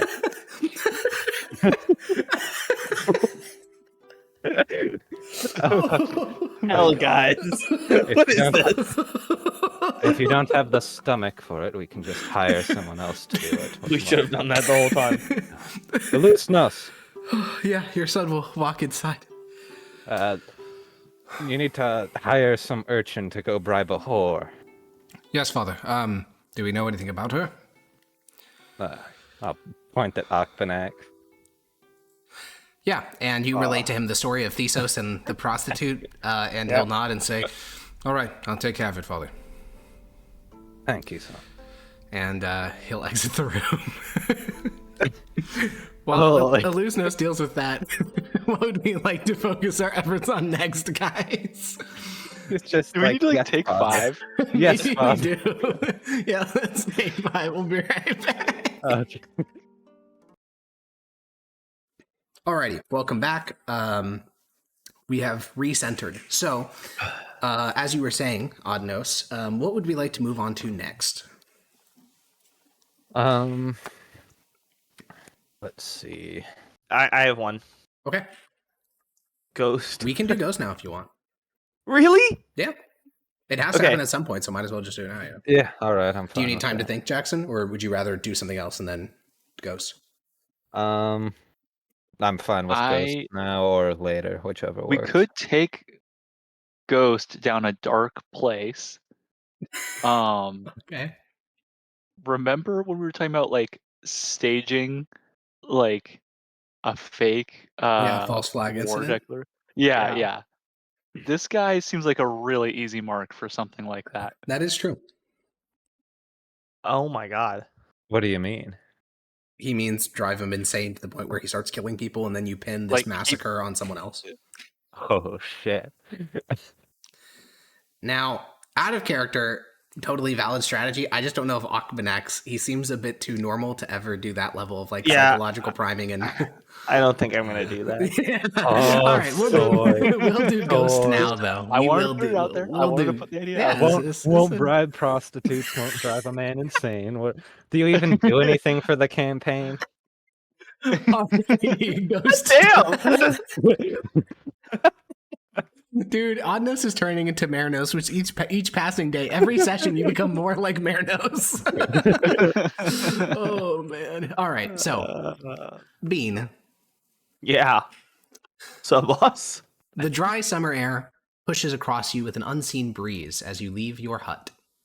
You can smell tea, and you see that while you were asleep, Achellus stuck into your house and brewed a teapot. He sits in a circle with Charnax, Eluzor, and Priamnios, a son of a tyrant, a glass blower, daughter of a priest, and a business owner. They are each sipping on tea and discussing the ethics of war. Eluzor is contributing. You remember how quiet he was when he first came to you as a student. Priamnos, who always has his nose stuffed into books, is now looking towards other people, asking questions, probing. Charnax pushes the conversation deeper, questioning the value of discussing the ethics of war without tackling meta-ethical foundations. Then, you hear someone clear their throat. Leaning against the wall of your hut, to your right, is a man with a well-groomed dark beard and a shoulder-length black hair. He wears loose, flowing brown robes, but it is the book at his waist that clues you into who he is. He is a wizard. Are you, their teacher? I'm a teacher of theirs, yes. Akbanax? Yes. I'm Odd. And he extends his hand. I shake it. A little hesitantly. I met one of your students at a party. The one from Hago. He points out towards a chalice in the group of four. He said that you reached out to the legendary Archlycus in Belza, and you even worked with a local priest, investigating a curse of some sort. Yes, yes. Yes, Well, I'm you're no interested. Archlycus, but I am capable of casting spells of the fifth circle. Oh, wow, that's certainly sufficient to help. Well, Do you know any of the? I'll kind of drop my voice a bit. Necromancy, speak with dead, maybe. I can do that, yes. Okay, good. Well, anything else that you think would? How familiar are you with the case? Not especially. Achilles just said that there was some man who he thought was insane, but you believed was cursed. Yes. So he's haunted by some kind of ghost or premonition or curse. Men who he killed in war or colleagues who died with him.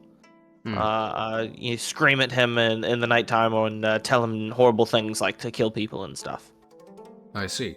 And you've never seen these apparitions?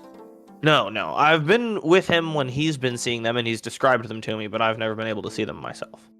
Other than that, does he seem to be in his right mind?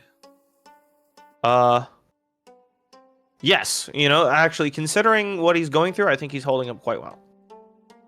Well, I have the ability to detect magic. I can identify magical auras. I can, as you said, speak with dead if it becomes necessary, though it'll only work on a physical corpse, not a spirit.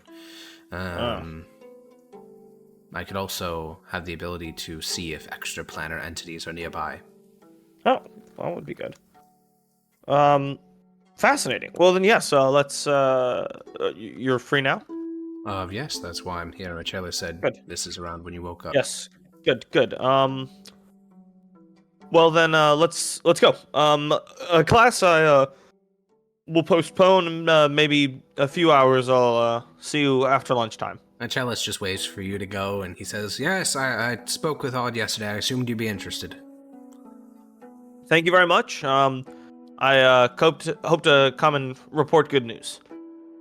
Yeah, and as you and Odd begin to walk in the direction of Tridion's small apartment, if we're looking at this like scientists, our methodology for determining what the possible cause of this underlying symptoms are, where are we at? Like, what can we just summarize what paths we've exhausted, what we think it could be, how to test those, etc.? It is not some simple medical, like going to sleep more or something would help. Yeah. It is not divinely caused, I think. Okay. I think that's what we got out of the priest, or at least that a cleric had nothing to say about it. Okay. I think that's a fair assessment, because the holy water didn't work and none of the other divine rituals worked. Yeah. Metaphysically, I think it's got something to do with an intersection with the realm of souls. We have yet to give it a full arcane investigation. Mhm. Could Is there still any- be Oh, good. I was going to say, is there any bits of metaphysical theory around magic that you'd like to run by Odd to see what he thinks about it?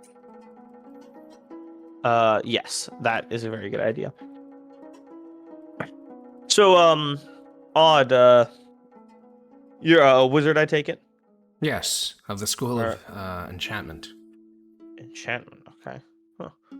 So, I guess I don't know that this would be as common for an enchantment wizard, but have you ever gone to other planes? No. Huh. I've observed them, but never traveled. Really? You can see them? Well, detect magic allows you to see limitedly into the realm of souls. Okay. Fascinating. That's so. One of my theories is that this man is being haunted because he is either partly existing in the realm of souls, or he brings part of the realm of souls out with him, and that's what allows souls that are in there tied to his somehow to communicate with him. You think this is a coherent theory? Certainly, yes. Oh, good. Though Yes. one small wrinkle in that is that my understanding is that when creatures die and they pass on to the realm of souls, they remain there only very briefly before moving beyond the veil. So I'd be surprised if that were the case, because it sounds like he's being haunted by people from years ago. Could it be some demon impersonating the people? Certainly, yes. They do inhabit that place. They can certainly change their forms. And I suppose if we don't need to think of mechanism, then he could definitely be part. Yes, that seems reasonable. Yeah, I would think it's some elf that doesn't like human heroes. Just Elf? well, that some demon. Well, I suppose it's possible. There are a couple ways to test that. Not many that I could do, though. Well, looking into the realm of souls should be sufficient, right? If he sees the ghost in the room with it's us, not and you look where it is. That we could do that, yes. But when I say look, it's not quite that. It's more like my eyes will start glowing, and what I will see is an overlay. If things are present on the realm of souls that are different to ours, then I will see them. But if everything is the same, then the room will look unchanged. Okay. Well, if we could at least see if the room has changed, because I would wonder if. Okay, good. And what if it is unchanged? Well, you said you had a couple things to try, right? Agreed. There is something called a phase spider. It is a creature of Atholoran, but they are capable of phasing their body in and out of the material plane into other places for very brief moments. For us, it feels around 6 seconds. For them, it's less than the blink of an eye. And there's a spell that recreates that, and that place that it hurtles you to is the realm of souls. You're only there for the briefest of possible moments, but it should be enough to get a visual image. And more importantly, you're physically there. You're actually in the realm of souls for the briefest of moments before getting hurtled back to ours. You can do this? Yes, it happens about 10 times before the spell ends. You go there and back 10 times? Yes, every 6 seconds. God. How you've done it before? I've used it once or twice when my life was at risk, yes. The time distortion effect is very crucial because, you cast a spell, you disappear for 6 seconds, then you reappear somewhere else, and it disorientates most people. God, you've been to the realm of souls 20 times. I suppose so, yes. Wow. I didn't mention it when you asked about going to other planes because it's only the briefest of moments. You get less than a second, certainly. I can't say rightly how long. Sure. It's just, well, yeah, so that would be quite useful. All right. Don't move. I'll be casting on you, most likely. So just... Oh, my God, what? Well, I can cast it on anyone.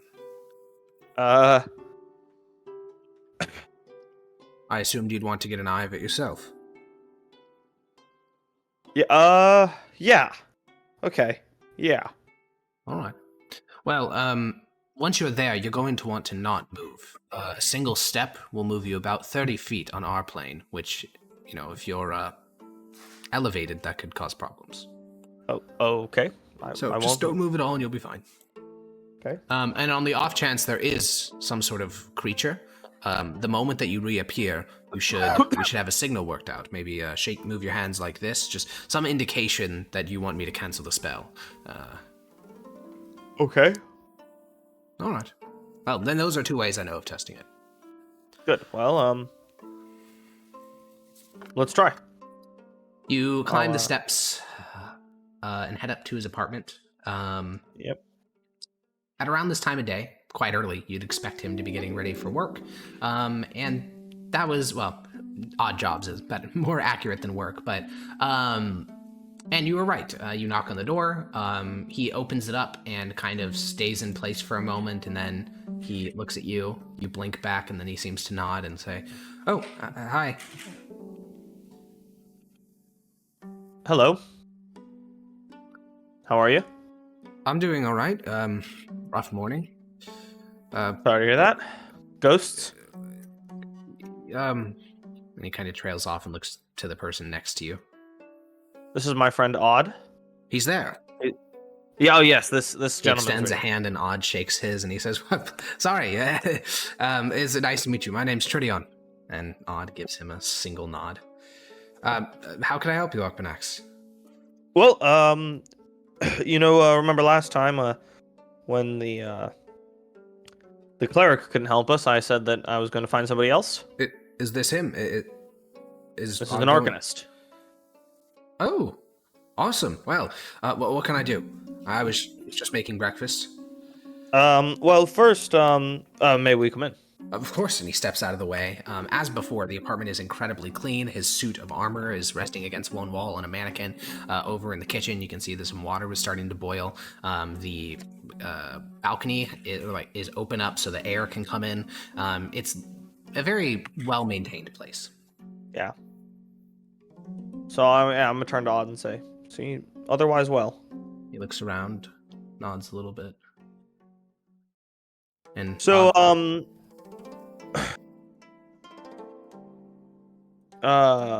would you mind explaining to my friend Odd here about maybe what you're seeing currently? Sure. And he goes over to the kitchen and kind of grabs the kettle. He doesn't do anything. He just seems to want to hold on to something solid. He says, "Well, when I first saw you, I heard a voice in my head saying that you'd come to kill me. And I was, a part of me was certain that when I opened the door, you were going to be some demon and try to murder me." No. It's okay. Um, And what else? Well, right now, I can hear them speaking to me. All right. Can you see any currently? Seeing would be helpful. He lets go of the tea kettle and kind of looks around the apartment. I don't think so. Just you two. Would you expect to in the near future? Probably. It's been a bad day. Okay, well, that's good news for us, because that'll be a strong candidate for investigation. Yeah, I guess so. So, in that case, do you mind if the two of us just hang around for an hour or so? And Of course not. I don't need to get going until around noon. good. Odd, you're okay with that? He nods. Cool. Then we're just gonna wait. He has an expression that Odd is viewing Tridion like a zoo animal. Okay. Cool. You know who would actually be like really good at solving this problem? Grab. Abdul. True. Actually, true. He'd be great at this. Yeah. So, yeah, Tridion will make you guys breakfast. When things change, he'll inform you. It's largely a lot of auditory hallucinations and paranoia. Those two things in tandem. Like, he thinks that, he leaves his tea on the table and goes to grab some potatoes from the, that he had cooking. And when he comes back, he says that the voices are telling him that the drink is poisoned. And he's like 100% sure that's true. But because he knows you, another part of him says that it can't be. So he drinks it and he lives. So it's those sorts of things. Nothing visual, though. And Odd seems to note this down, not like in a notebook or anything, just listens to it. He doesn't say much. He's an odd individual. Though, to be fair, you haven't met many wizards in the first place, so maybe he's normal for them. Okay. Yeah, that's fine. Yeah, he's also an enchantment wizard, which is a very sussy school of magic. Agreed. But about an hour goes by, and then at this point, you guys have finished breakfast. All that's on the table is a decanter of wine and a couple of glasses, and Tridion will sit down, and as he does so, he kind of jumps back up, and he is looking over your shoulder at the wall. You see something? Yes, I see a blood stain. No. I'm gonna look. Do I see one? Nah, there's nothing there. Oh, good. Yeah, you're inventing it. Oh.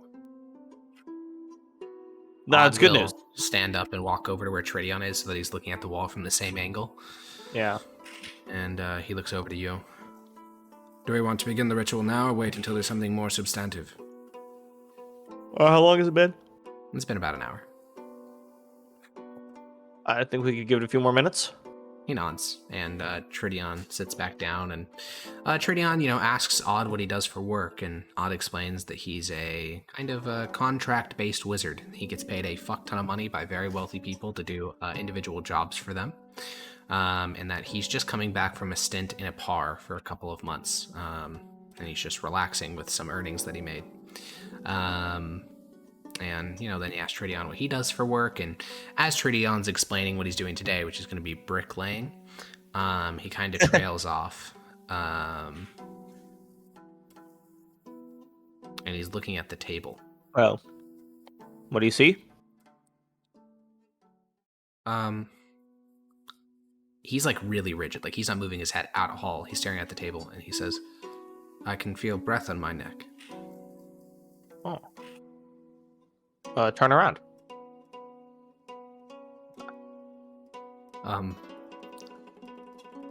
He looks at you. He makes eye contact with you. There's nothing there, right? Oh, I'm gonna look. Yeah, there's nothing there. No, there's nothing there. He'll turn around, and behind him the space is empty, and he kind of like spins around again, like he's like full on like 360 looking, and he's starting to get a little bit stressed out. He's normally pretty good at handling these, especially when it's just a thing he can see and confirm with you it's not real, but he's starting to like hyperventilate a little bit, and he says, "It's following behind me. It's right behind me." All right. I think that this is probably good enough. Would you like to try your detecting spell? Yeah, Odd will nod and stand up, and his eyes flash with eel light. His eyes start glowing, and he looks over at Tridion. Tridion looks at him. And Tridion, Odd will sit back down and look at you and kind of shrug. I don't see anything. It seems as if there's nothing magical about him, but we can test the other thing. All right. Let's Are do you that ready? then. Yes. All right. He reaches into his sacco bag and withdraws a scroll, which he hands over to you. Holy shit. I've probably never cast a spell before, right? I don't know why you would have, yeah. They're pretty... Normally, Yeah. these things... I mean, you would know that these things are normally insanely expensive, more than you earn in, 10 years. Yeah. Wow. Gonna kind of inspect the scroll. Oh, you haven't done it before, I'm guessing? No. Well, you just unfurl it, look at it, and say the words that come to your mind. It'll work itself out. Oh. All right. Also, since you're the one that's going to be casting it, I thought it over while we were waiting, but if you get too frightened, you just need to think of the spell ending. I can't really describe it more than that, but it'll make sense once it's active. You have to concentrate for it to continue. Good. Should be fine. I have excellent control over my mind, so. Tridion looks confused. What's happening with the... And he kind of shivers a little bit, and something must have And I'm going to changed. cast the spell. Yeah. You cast the spell. The incanting takes 6 seconds of concentration on the words, and then it activates. And at first, nothing changes. You kind of stand up a little bit, and then you disappear. You are on a place, for a fraction of a moment, that is horrifying. The ground beneath you is solid black. The sky is a raging tempest.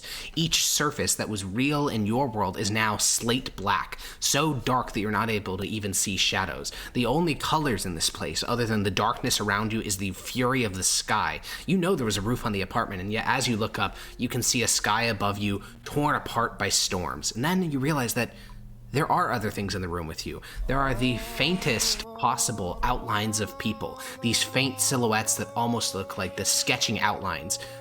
And you can recognize that Tridion is sitting, and you can see beside you is Odd, and then you hurtle back into reality. You didn't realize, but for that brief moment you were holding your breath, and you'd taken a very slight step backwards, not even a real step, just like kind of fell backwards a little bit, and you are now a foot further back, and you can feel Odd's arm kind of like steady up against your back and says, "Stay very still," and you hurtle back into the place again. Is there anything you'd like to look for while you're here for this briefest of moments? Yes, I would like to look at Tridion. Yeah, you see this dark sort of wireframe silhouette here, just the vaguest outline of a person with no color, and nothing else is present in the room. Nothing else is present in the room? Other than the outline of Odd. Only the outline of Odd. What about my own hands? Yours are physical and fleshy. Oh. And then you hurtle back into the material plane, and you can hear Tridion starts to say, "Happen," and then you disappear out again, back into the realm of souls. I'd like to look up at the sky.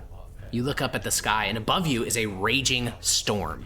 You can see bolts of red lightning, bolts of yellow lightning, bolts of teal, green, orange. It's this colorful kaleidoscope of colors battling above you. And then back into the material plane, and you can hear Odd saying, "It should only last," and then back into the realm of souls. I would like to look at where the wall stain was. You turn around to look at the wall, and you just see a pitch black wall. There is no material differences here. Everything is made out of this pitch black material. Some materials, though, like the balcony door or the ceiling above you, seem too thin, and they simply cease to be in this place. And then back in the material plane, and this time you're starting to get a little bit sick, like physically sick. And then you hurtle back into the realm of souls. Okay, wait, sorry, I'm confused with your last description. Yeah. Is there anything special about the wall that had the bloodstain? No, or does it just it's look pitch black last like all the other walls around here. Okay. But thin walls, like the balcony door or the ceiling above you, since they're so thin, they seem to just not exist. Like you can see straight through them. Okay, I get it. But this one is just by construction in the real world a thicker wall. Yes. Okay.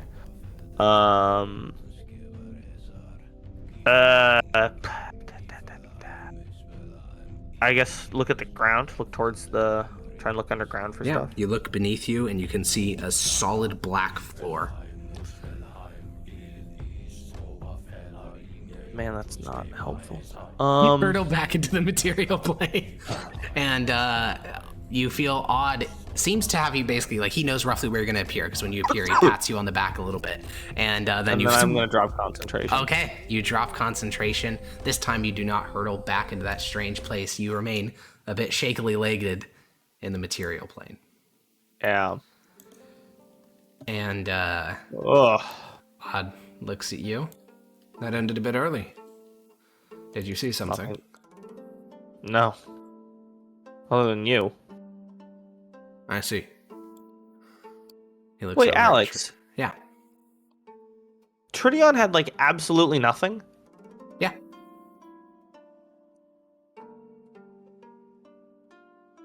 Everyone should have something, right? Only if you're incredibly devoted to a god. Oh, okay, just like average commoners don't light up at all? Not really, no. Oh, okay, okay. Well. Alright. Yeah. Odd will look at you. And Tridion will say, So what does that mean?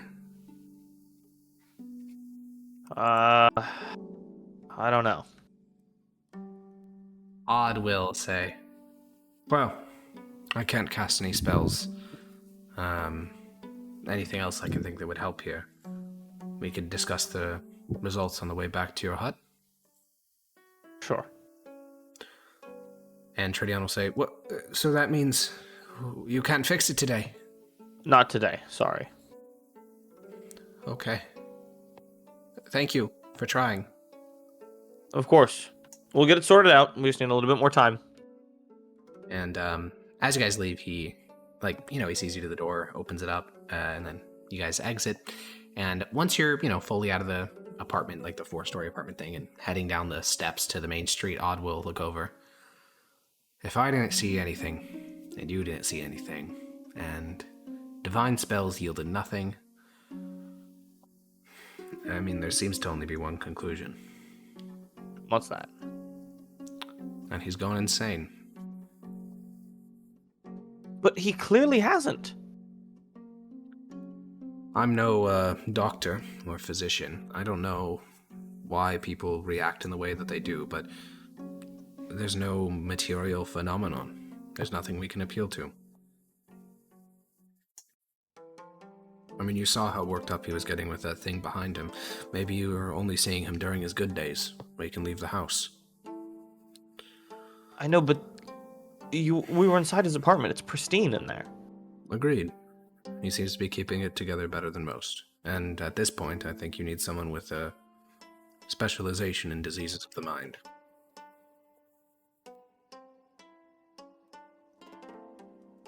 It was interesting, though. Well, I appreciate your helping. This helps me at least rule something out. You still seem unconvinced. Is he somebody to you? A relative?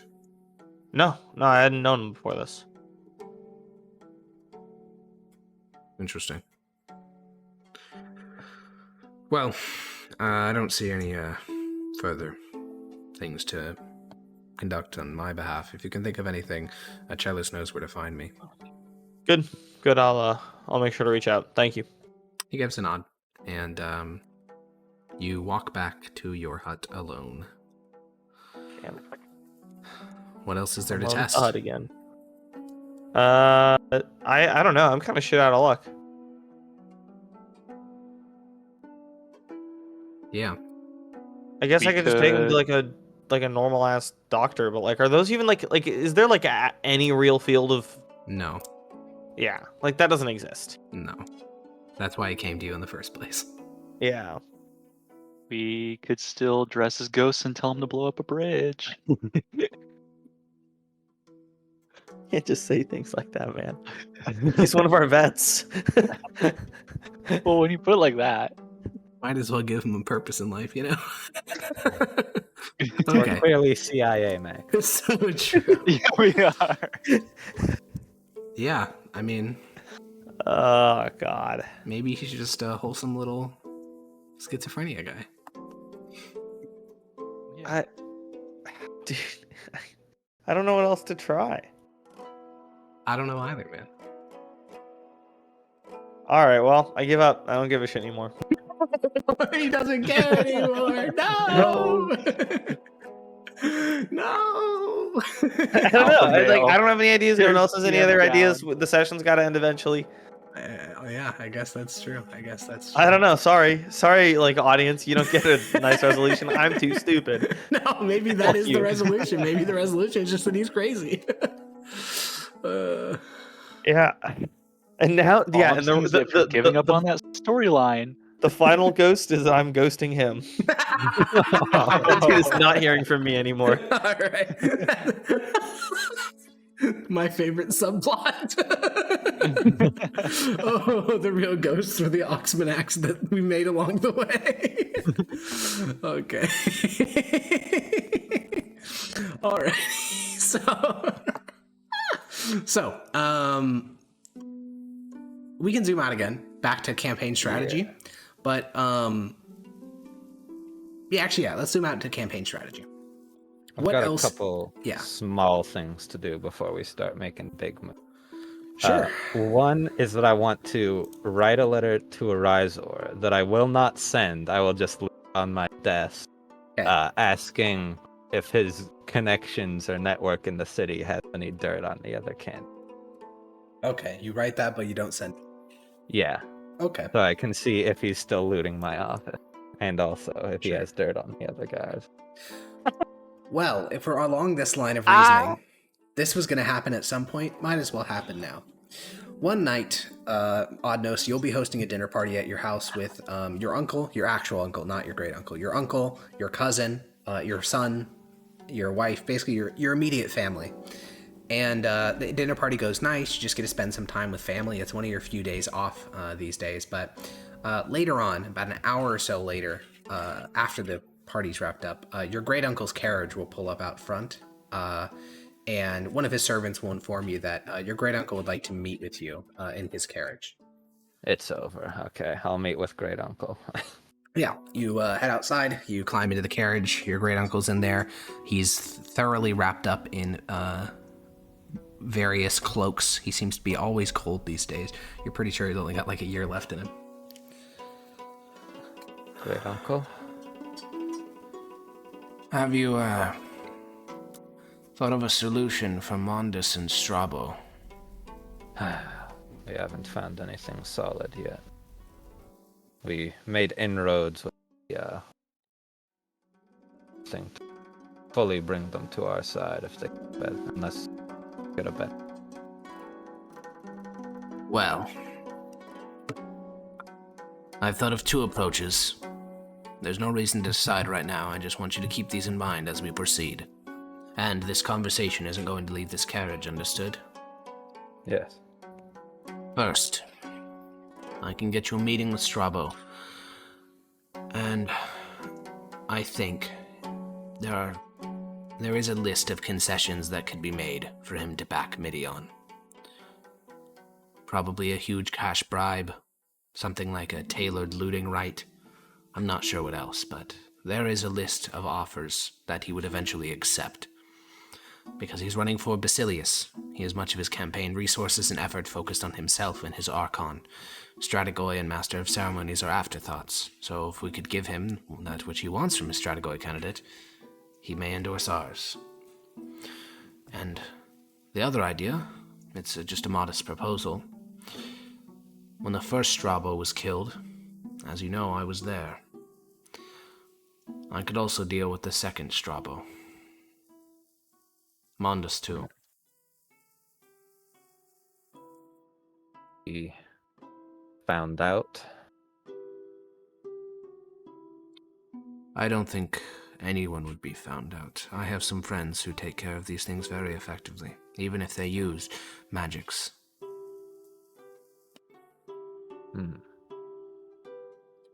Like I said, you don't need to make up your mind tonight. That scheme is best employed the day before the election anyways, or at least a couple of days. Time for the chaos to kick in and then begin to pass. So, let me know in a couple of weeks. Leave us as the populist candidate. Agreed.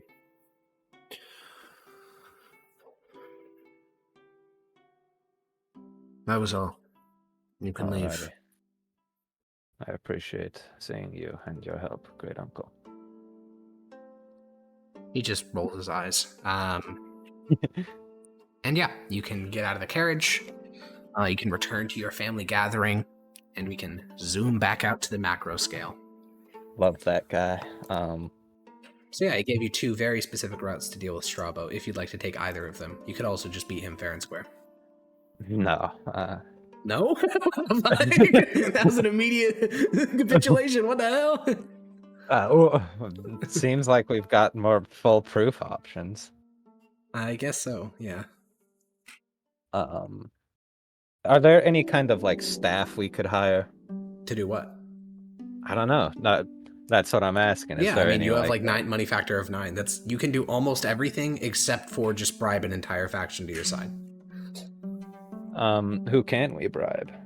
Minor faction leaders, like individuals, not like...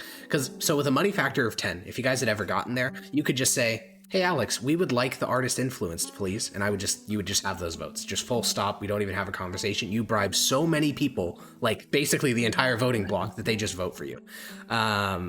We wouldn't have to worry about politics or anything. Now, because you're at a money factor of 9, and they go up, exponentially, 9 is going to be, you can bribe individuals, like party leaders, but ultimately you still have to have some alignment with the voters' platform base. You can't just like fully bribe your way into, getting them to vote for you. Yeah. Nick, do you have any ideas? We can't hire like strategists to like say you need to target these demographics, the percentages. There are not professional campaign strategists in Zuri. You could appeal to the opinions of Aluznos. You could appeal to the opinion of, each other. I'll ask Alusnos' advice. Iluznos' general advice would be to get the Woods Guild, since you already made some progress there. You just need to find a way to either offer them something better than Mondus, or don't plan on getting them until, like, runoff. He also thinks that you should get Democritus on board. It should be a super quick conversation. We did that. Oh, okay. If we already did that off screen, then we can just say that's been resolved then. I thought that's what happened. Yeah, sure. Then we will count Democritus. Then he would also say you could go talk to the philosopher Calmiansis and Tritnax, because those are individuals who command a large voting block, so you just have to convince them individually in a conversation to side with you. Will having Tritnax on our side look bad to all the other voters? It will be bad to the guildsmen, yeah. But do you currently think that any of the guildsmen factions are going to vote for you? I thought we bought off one of them. The Woods Guild, you tried to bribe and he said he would let you know. Yeah, okay. If you think the Woods Guild is in your pocket, then you actually don't want the Dawn followers, because that'll make the Woods Guild dislike you, and the Dawn followers have less people than the Woods Guild. So if you think you got them in your pocket, you should probably ignore Tritnax. Yeah, and the Woods Guild, the other guy they're currently from Mondus, but Carmenos also offered them something, right? Correct. So if we had the Dawn followers, and then Myrnos gets, or Mondus gets dropped out for some reason. Jesus. If Mondus dropped out, it seems like you would be in second place. It does seem that way at the moment. We're above Carmenos. It seems like that, because you offered them more than Carmenos is. Yes. Alright. And does anyone really not like the Calmiansusians? No, I would say, no.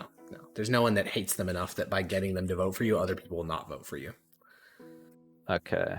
To be clear, the reason people hate the Dawn followers is because they organize lynchings of Athnaween people and children. Oh, and we're not going to try and get them? Mm-hmm. Yeah, isn't on. Octanax like cosmically racist? I missed out on this conversation, I think. Didn't he follow that weird religion? Yeah, no, that's... Aurelian Soul, you're right. Yeah. This comes up like every session. I forget about it every session. Yeah, you are cosmically racist. I forgot about that. Yeah. And then Medion fought in an elven war. Though he also fought with elves, so... Oh, he did? Well, yeah, Athnaween live in Zuri as citizens. They fought in the Bush War. They also but we don't really talk interpreters about... and stuff. We don't really talk about that. True, we don't talk, we don't talk about those ones. They're the good ones. Yeah, I don't see how that's important. Yeah.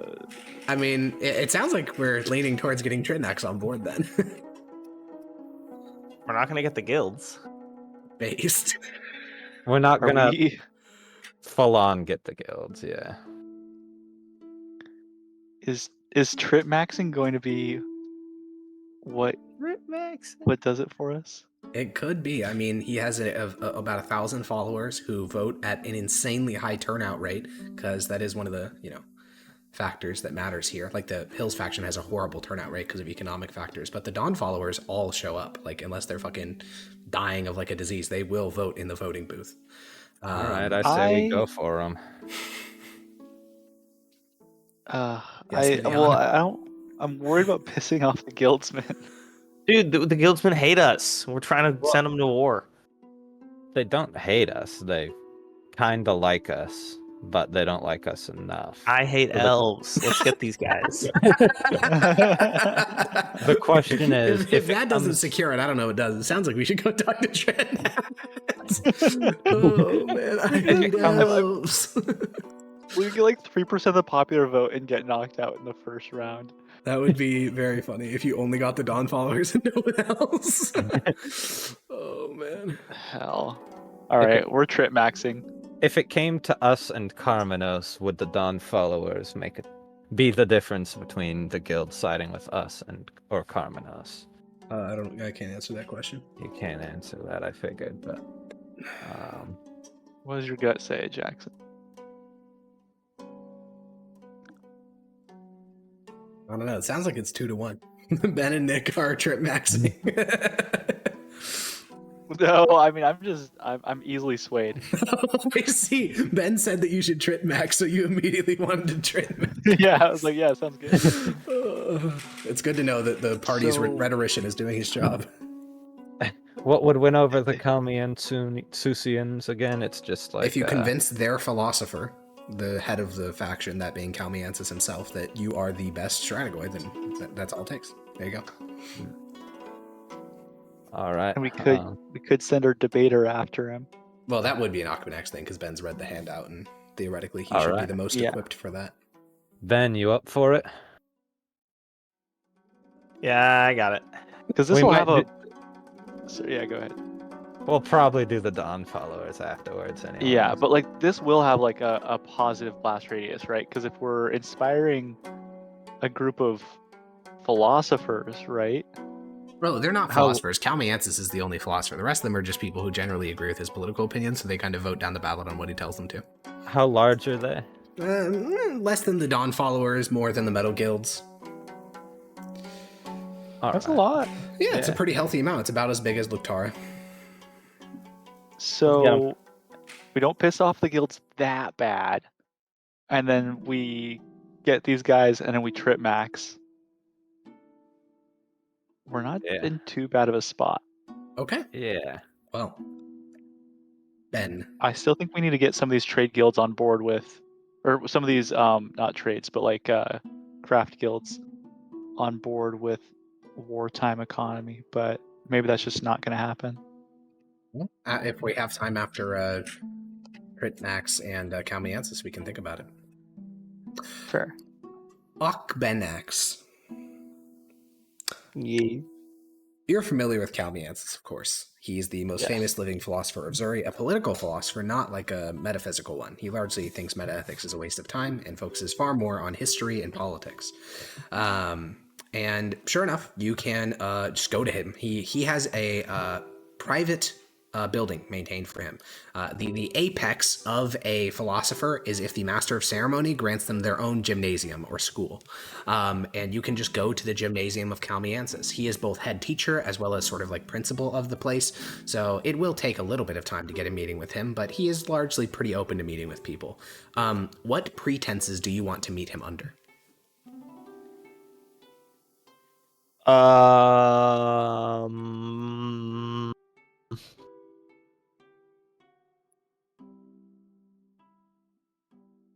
I guess I need to think about what I'm actually trying to get at this. I want like a public debate, right? Or no, I want him to just start talk. I want to get him to start preaching my ideas.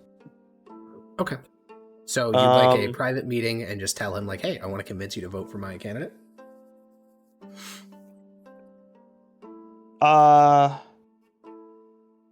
No, I guess I'll ask to speak to him about the politics of war.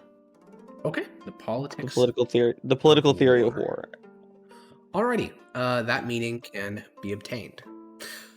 You head into the gymnasium of Kalmiansis. It's a large room with cloth partitions and then a single office, that being Kalmiansis's. Down here on the floor, you can see groups of people debating topics. There is a reading corner, which is where the majority of people are. And then you head up a circular staircase up to the office of Kalmiansis. You will find yourself seated in a, basically, there's like a circle, like a depressed circle in the floor with like stone benches, kind of like an empty bathtub almost, and Kalmiansis is seated there as you enter, and incense sticks are burning around the circle. Cool. I'll walk in. He looks up at you. You must be Arpanax. Yes. It's a pleasure to meet you. Pleasure to meet you as well. My assistant indicated that you wanted to meet with me regarding the politics of war. Yes. You see, I'm also a philosopher, and it's a topic of great interest to me recently. It seems to be. I hear that one of the Stratagoys running is quite interested in that topic as well. Yes. You must be thinking of my friend Midian. You're connected to him? Yes, I am. I see. Part of his campaign. It's my first time doing politics. It's been interesting. I'm sure you're well equipped for it. I find that many people I speak to who have done some degree of introspection on themselves are far more better equipped than standard fare politicians. It's interesting, the things that it takes to win an election and the things that it takes to govern rarely overlap. Agreed. Eugemenes himself noted this contradiction, if the unofficial biography is to be believed. I've read it. Well, I think we may agree on this more than you suspect. I'm not sure if you've read my treatise, The Upward Trend of Society. No, I have. Well, then you'd be familiar with the argument that violence is sometimes a necessary cause in the resolution of thesis and antithesis into harmony. Yes, of course. It was very well put. I think largely parallel to a lot of what I have in my book. Well, then perhaps we come here purely to have agreement. Would you like to speak in the applied or the hypothetical? Applied. It sounds that hypothetically we largely agree. All right. Then would you like to start with the proposition? Well, yes. Sounds like you're familiar with my associate's political platform. I have heard it through secondary sources, but if you could give me a primary rendition, I'd prefer that. All right. Guys, I just need to... I don't want to fuck this up. I just need to... Because I've been fucking up names this whole campaign.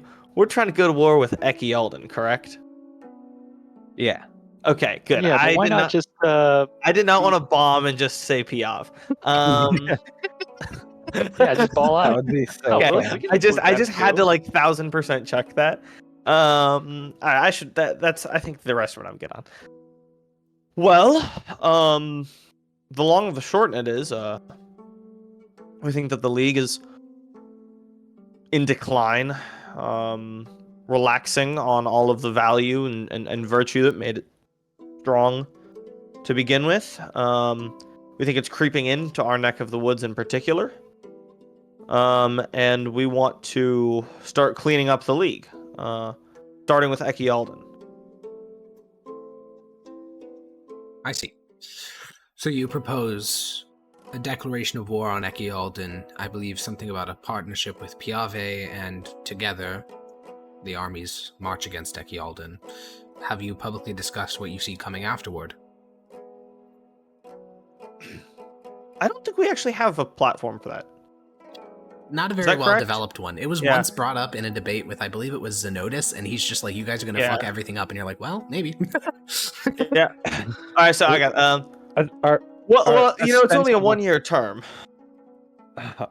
Hold on. Sorry. What's the ostensible plan, Jackson? The ostensible plan, since you would know Install that some kind of democracy, right? some kind of democratizing thing. Yeah. If they don't like that democracy, who knows? Yeah. We Well- haven't really thought that far ahead. It's only a 1-year term, so it's and the war would possibly be longer than that, so it won't entirely be in our hands. But what we would suggest and what we would hope for is an installation of a democratic government, much like what we have in Zuri. I see. Well, and you support this platform? Yes. Well, I think that if we're sticking to applied, most of my disagreements would come from facts of the matter. Like what? Well, upon not to over-reference myself, but did you read that the dialectical trends of societies that I wrote when I was younger? Yes. Well, as you know in that, this idea of what you describe, conflict between one ideological society and another, this seems inherent. It will happen.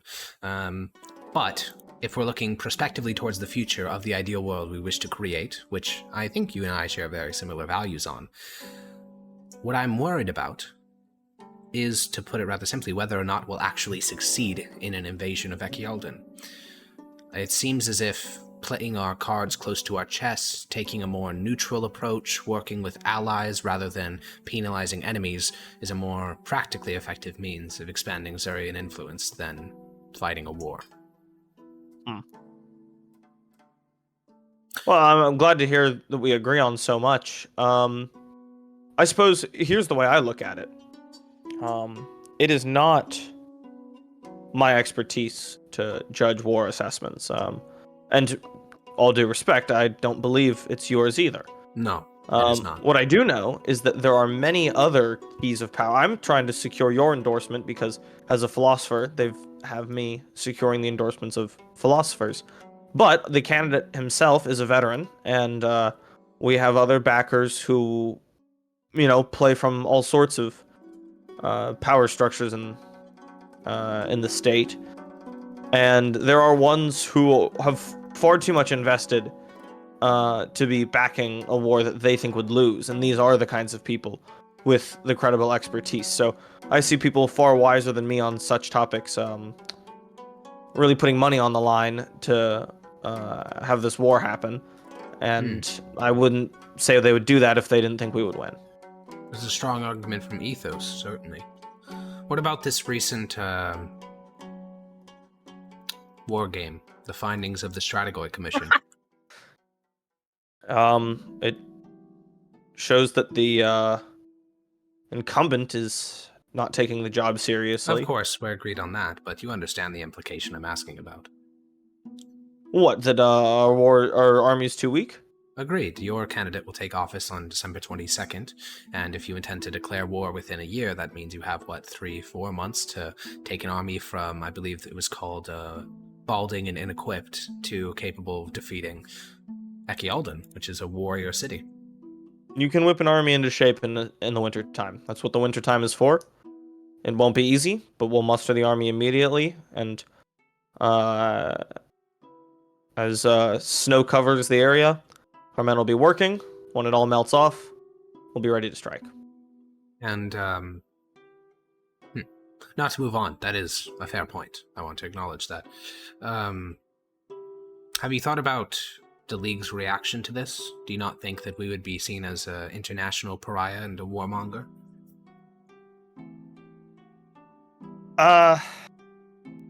Frankly, no. I think that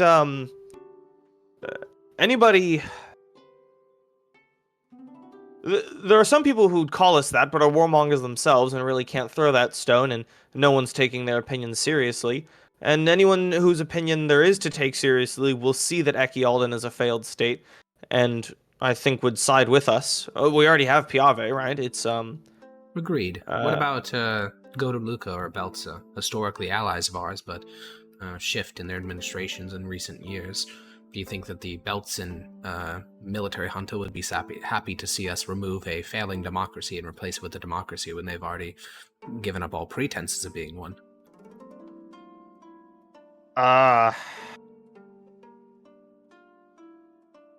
Do I think they'd be happy? Not particularly. But I don't think that they would start any kind of war on us. I don't think so either. My concern, it's worth explaining this, is sort of from a realpolitik, the position of Zuri within a pragmatic world. You're right, Beltsons are warmongers, Godalukans are slavers, and have an apartheid system of religious fervor in their state. Morally, they're bankrupt and have no ability to impugn anything Zuri would do, well up to and including war. But from a pragmatic standpoint, we exist in a league in which us and Piave are the only true democratic powers, and Echialden, while they are backsliding, is closer to us than they are to Hago, for instance, or Belza, or Godaluca. If we use our method of justification for war being their lack of democracy, that same casus belli could be used against every other member of the league, barring Hago, or barring Piave. So my concern is that they would see this aggressive action towards a non-democratic state and think, well, when will Zuri and Piave come for me? I simply don't think that they will fear us like that. First of all, do you earnestly think that Belza would currently be scared of the Zurian military? Well, we can't have it both ways. It's either our military is capable of conquering Echialden, in which case, yes, I do think they'd be very frightened, or it's incapable, and we're about to send thousands of men to their death. So Alex, maybe I'm wrong about this. I would have just assumed that Belza is stronger than Echialden. Belza is stronger than Echialden, yes. Yeah. I think I can have it both ways. Echialden is far weaker. It's a much more achievable task. Yes, but it's not just us. It's Piave as well. Right. Listen, sorry. I found it. I found what I have to say to convince you. You can't just let your invented threat of them bully you into not doing something that you think is right. If we really think that going to war with Echialden is the morally correct thing to do here, I don't think that you can let an unfounded concern that not unfounded. I see where you're coming from, but it hasn't happened yet, and it is only an intangible, a souring of attitude versus the very tangible way that we could improve the lives of all of the people living in Echialden and secure a stable triangle of states in the region. You only threaten a soft power change, whereas we have very tangible changes here, as well as similar political climate changes showing the growth of democracy in the region. My mind goes to two places.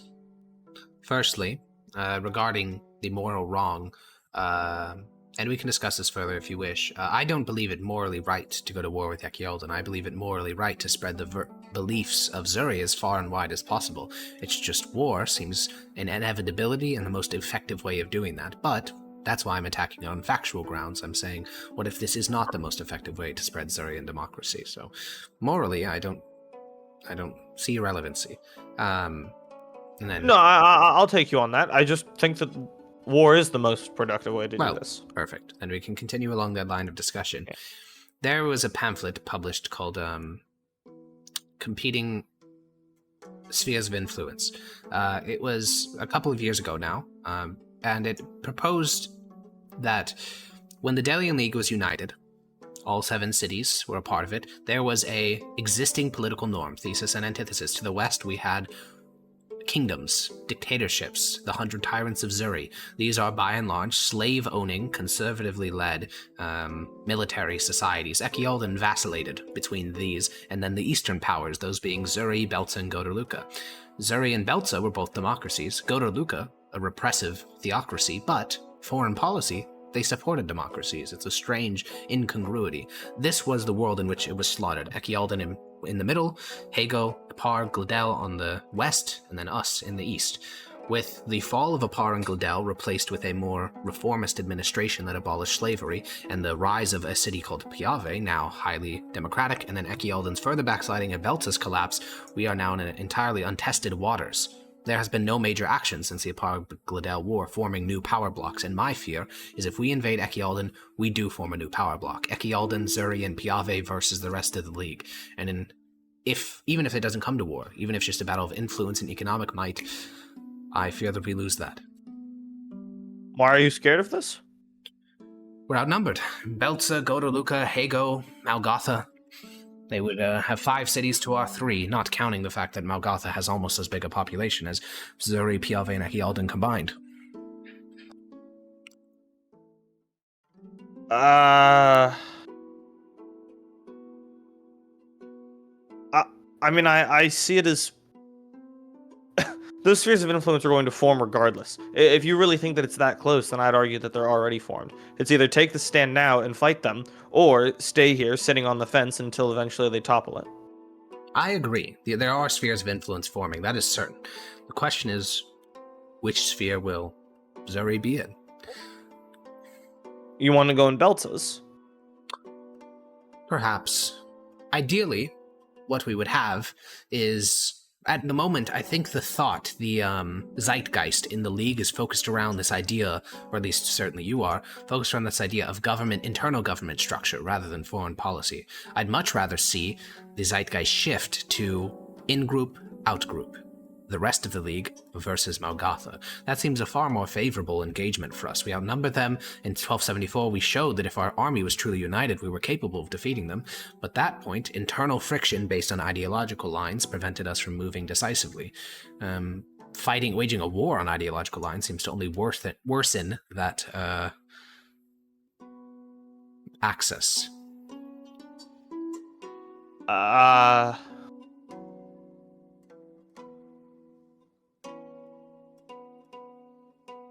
I suppose. Listen, I'm certainly no big fan of Malgotha. I think that you're seeing, you're viewing this, dare I say, too globally. We have an opportunity to do something that will spread our moral and democratic value with incredible efficiency. That's what you're concerned with, if it's the best way to spread our ideas. I think that without a doubt, if you were looking to accomplish goals in the next year, there is no better option than this one. And I think that furthering that goal only positions us stronger than sitting here and not doing that. And I certainly think that if you are intent on spreading our ideology, then you wouldn't be committed to only being concerned on foreign policy and resigning that our domestic ideology, which is what sets Zuri apart in the first place, could ever spread to the states that you are resigning yourself to. Now I am curious. Hypothetically, let's say that I am Aurelian Sol, and I can tell you that a year from now, the expedition to Echialden will end in utter military catastrophe. Every man involved will die. Echialden won't take land from us, but the intervention itself will completely fail. We will be no worse off, but also no better off than we were before. If he said that, would that change your mind on this? We would be no worse off, but no better? Yes.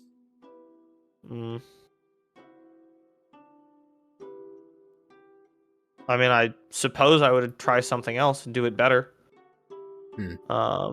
But no worse off. I mean, that's a bit of a situation hard to picture. I assume some people would die in the war. Oh, and we'd yes, be worse thousands, off. but no land would be taken, the city of Zuri would not be sacked. No, then I suppose you wouldn't. If it really accomplished nothing and only sent people to die, then that would be immoral. I see. The reason I ask that is because I think I know what our central contention is. It doesn't seem ideological, because what you said about not spreading our domestic policy, not being as not spreading Zurian values, I agree. We would have to begin to slowly move our neighbors towards our point of views, or we're utterly failing. Foreign policy is not enough. We agree on that. We agree that we wish to spread Zurian values, and even much of the foreign policy, I agree. I'm looking past the next year, and your statement of, in the next year, this is the most efficient thing we can do, that is probably true, and all of it hinges on military success. And with neither you nor I experts, and the Commission of Strategoi saying that our army is ill-equipped and bereft of successful leadership. Actually, how about this? You said that your candidate has military experience, and that there are people Yes. in your camp who have fought in wars in the past? Yes. Not today, because I'm busy, but tomorrow or the day after, bring me those in your campaign with the most military experience. I'd like to hear from them. Good. Easy. I'll see you tomorrow. And he'll nod, and he'll put out the incense and go from his little hole in the ground over to his desk. Cool. Surely that's not Midian. Surely we've got a guy with more years, right? Well, I mean, you, Jackson, and Nick have access to all the, like, you guys know the NPCs. You've spoken to the people in your campaign. There's not Yeah, some... I'm asking somebody who remembers the Yeah, NPCs. Bribe one. Bribe like a general. You already have, like, 7 generals you've bribed, but... Yeah, we'll Yeah. get one of those Or guys. bribe them again, or get them. No, Sorry, me saying that you've already bribed one is not to say that you couldn't do the thing. I'm just saying, is that the path you want to go down, a bribed strategoid? What? That's what money's for. Yeah. None of us have military experience. No, I can okay, to probably be talk clear. about geopolitics. Okay. I mean other NPCs, such as, like Tritus of Athius, or the guy that you ran against in the Paralia election, or your uncle, or, NPCs that are... these guys. You've spoken to these people before. We had an onstage debate with one of them. I don't remember any of that. That's crazy. And they're your allies now. I don't know, man. Okay. Can we just pay somebody to talk to this guy and say that we're gonna win? That's your job. Okay, do we want to send a bribe strategoid to go talk to him? It seems like we have non-bribed guys who know what they're talking about. Yeah, I've forgotten it does seem a lot that of way. the names. So it was Tritus. Who else? Tritus of Athius, his nephew. Those were the, like, Tritus, the head of Clan Athius. His nephew was the one that was running against Midian in the Paralia election. Was he the one who was like mogging him, then got shut down by the debate leaders? Correct. Yeah. Yeah. And he then likes there- us now? He won't like backstab us? Well, yeah, they. You remember at the Paralia election, like, you guys looked like you were going to win, so then everyone basically stepped out of the race and made an agreement with you. I thought that was just Luktara, but all right. Luktara did it quicker. Athius, after they lost the election, said, "Hey, I know we just lost this election to you, but can we be friends?" And you said, "Yeah, okay."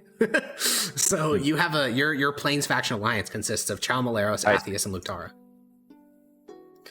Then Or yeah. you could just bribe a strategoid.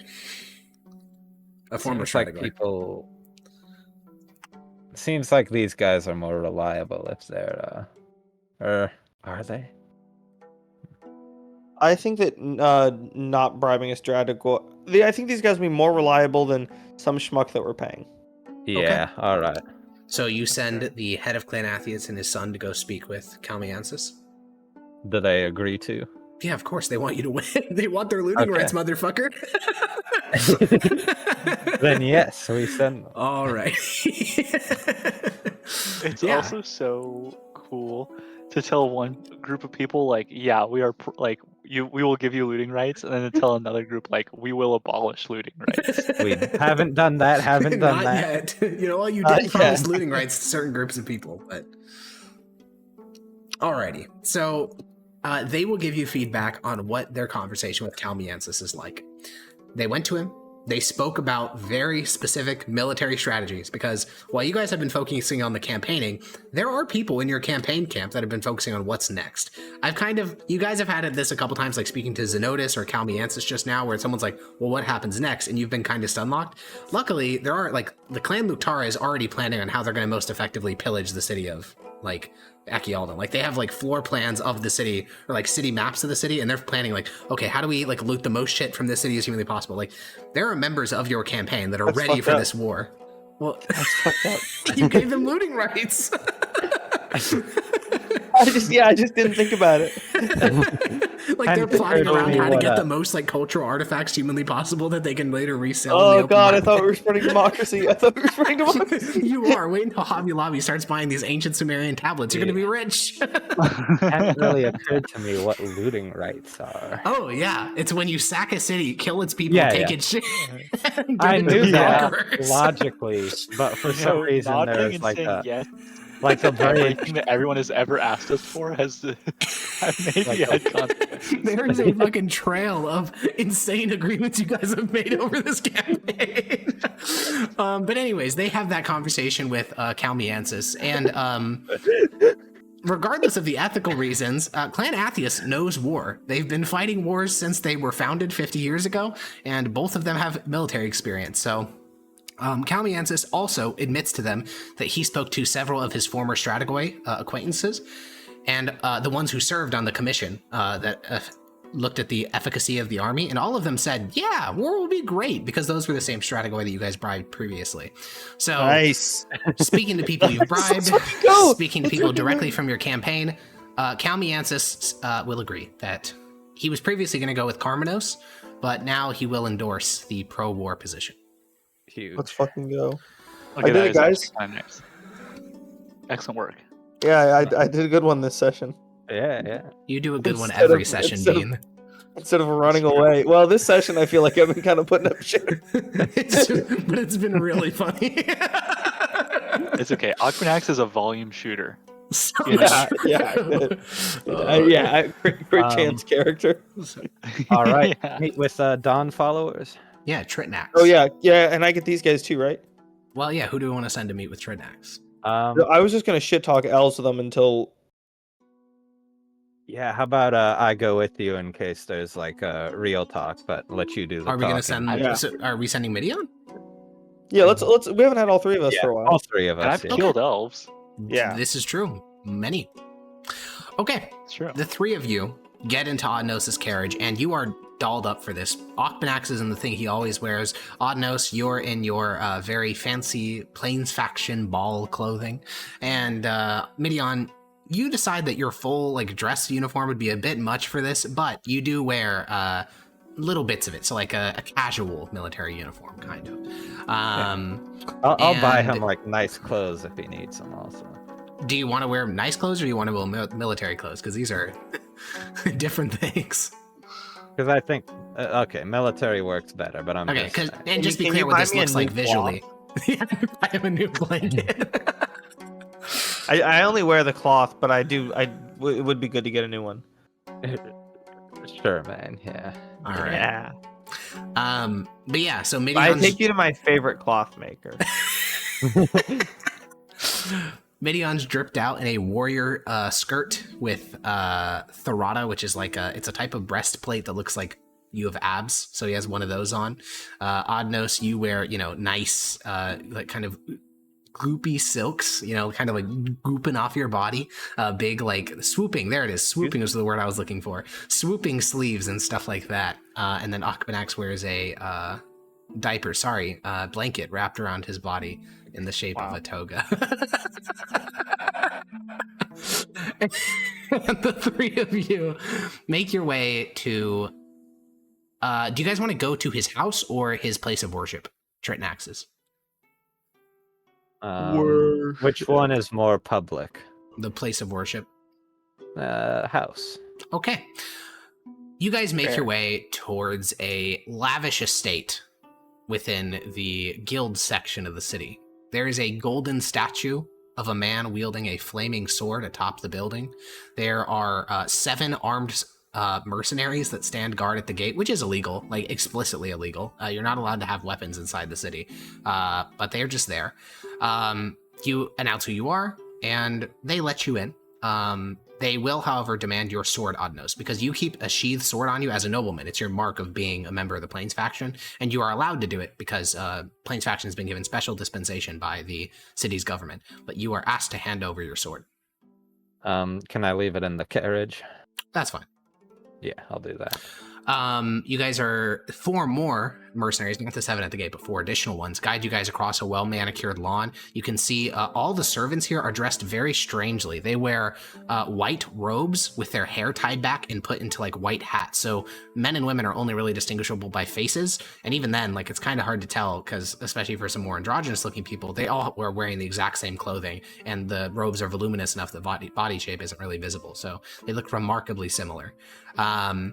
You head inside the foyer, and rather than a standard mansion foyer, this almost seems like your place of religious gathering. There are specialized tile marks on the floor that seem to indicate some sort of step pattern, like a specific way they're supposed to walk. There is also stained glass windows have replaced normal glass, and almost all of them are of the Morning Lord in various poses.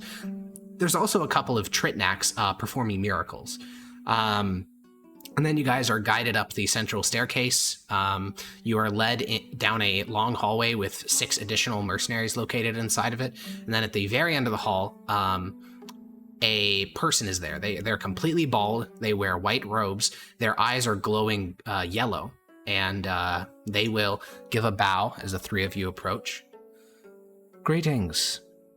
I've informed Prophet Tritnax that you are here to meet with him, but he'll need a moment to commune with the Morning Lord, his father. Is that all right? Yes. Very well. Okay. Would you like any refreshments? We have wafers and also wine. Any chance you have tea? No. Hmm. The Prophet does not like tea. Understood. The person stares at you very intensely with glowing Cool. eyes. That's And then cool. nothing changes for you guys. Like, this hallway is the exact same, but for some, like, the bald person reacts to a noise. Like, they do, like, they kind of, like, look around and then they go inside of the room.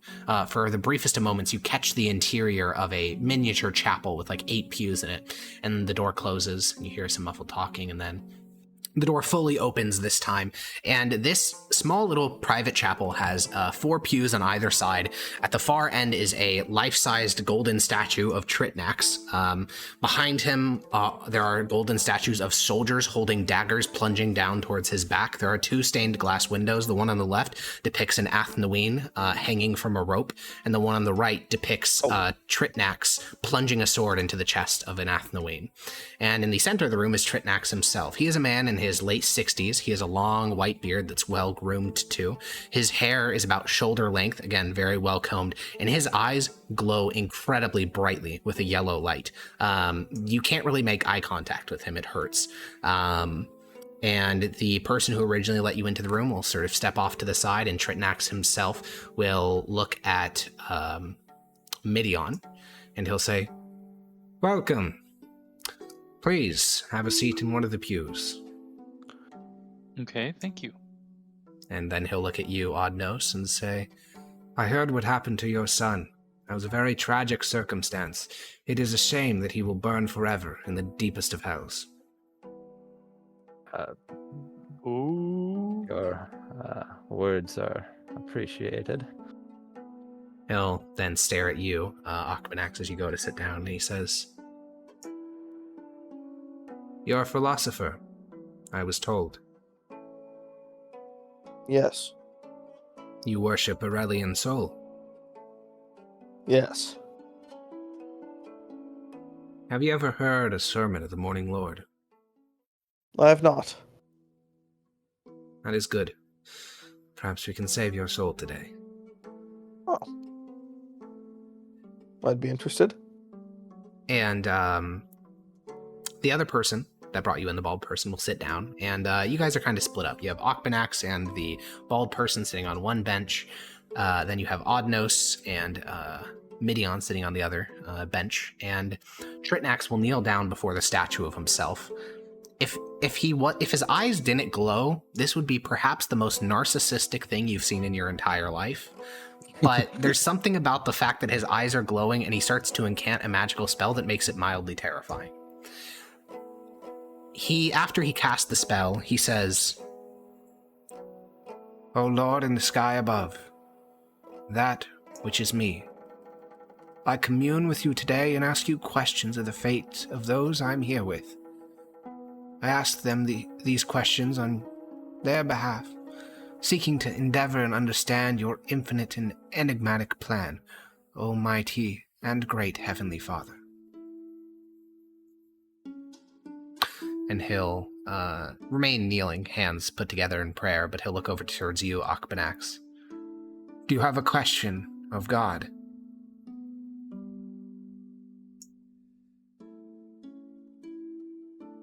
Any question to ask God? He nods. Actually, yes. I have a friend who seems to be haunted by ghosts. And Nax nods.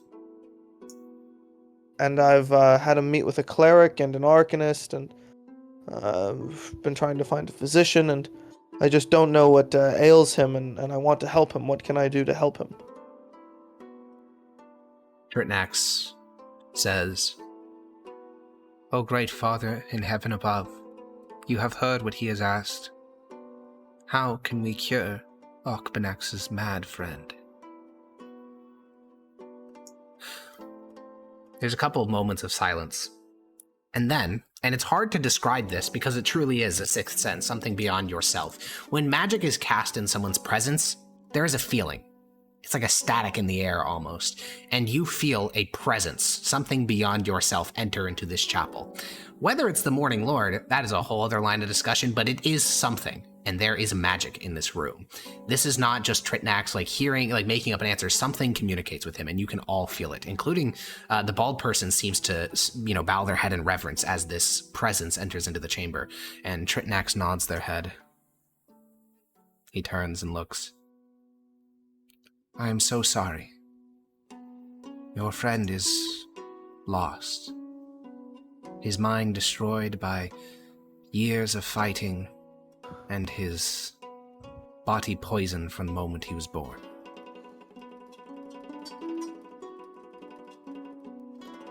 Then looks towards Odnos. Do you have a question?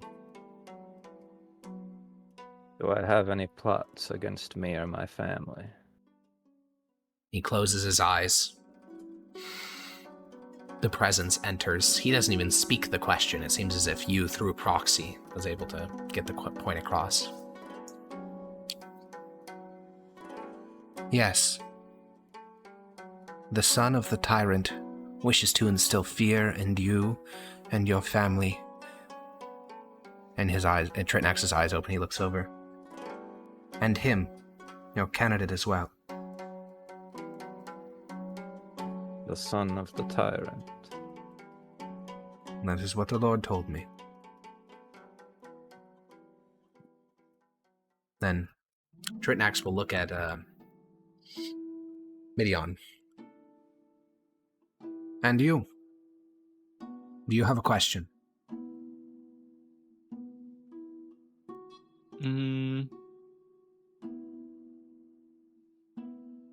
How must we proceed?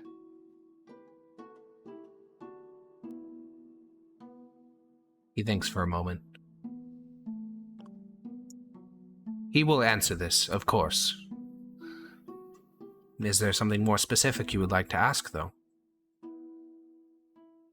No, we're open to pretty general advice from a lot of different sources right now.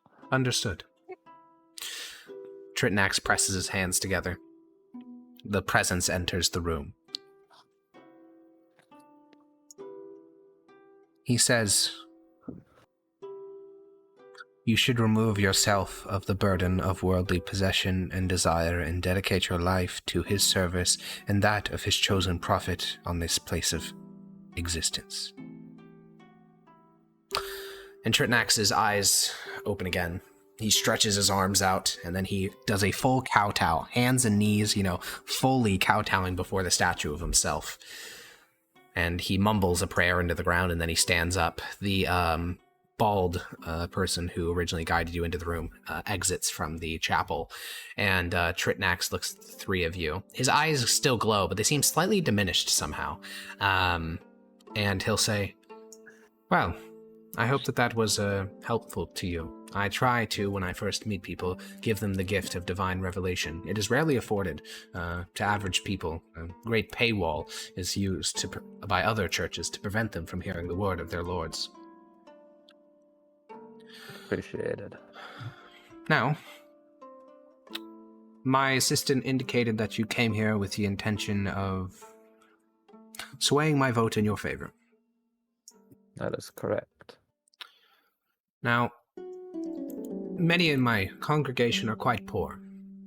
They find themselves with nothing in this world, and through my faith, they are able to gain fraternity and kinship that helps them restart their lives on a better foot.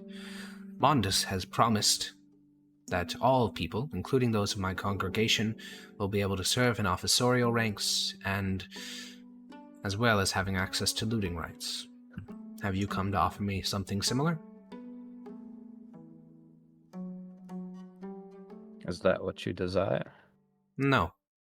I made another offer to Mondus, but he refused. What was the offer? 4 years ago, I received a divine revelation that in the Athnawing quarter of the city, there was a collection of dissidents plotting a terrorist act against this city. They intended to poison the water, kill men and babies and women and children. And so I took decisive action, me and my followers, and we killed the offenders before this crime could ever be carried out. For this, the people of the city were outraged. A case was brought against me, and only through the display of my followers' zeal was the case dropped. Additionally, there was an attempt to banish me, and most importantly, in a moment of incredible foolishness, the tribe banned chaplains of my faith from serving within the citizen militia.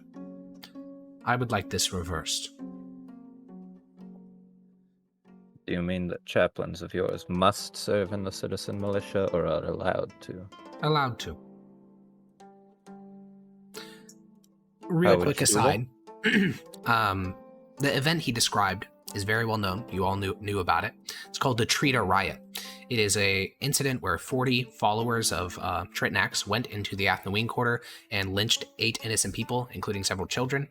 And the city was horrified by this. And when a case was brought against him for murder, his Dawn followers began to arm themselves with weaponry and threaten to kill the sitting Archon if he didn't drop the case, not wanting to, spark even more violence. The Archon dropped the case and told Tritnax to basically stop doing that shit. And Tritnax faced no punishment.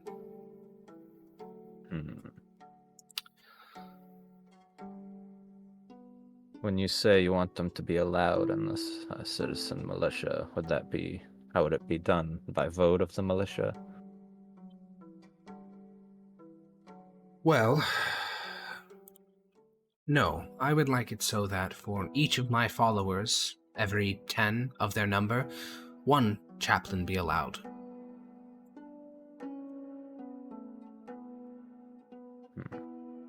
The rights and religious expectations of our faith are quite extensive.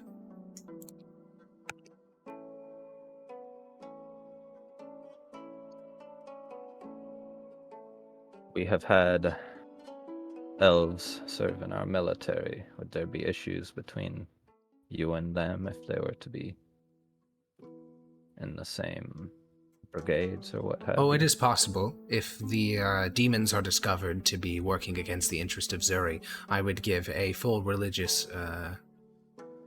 encouragement to have these men killed.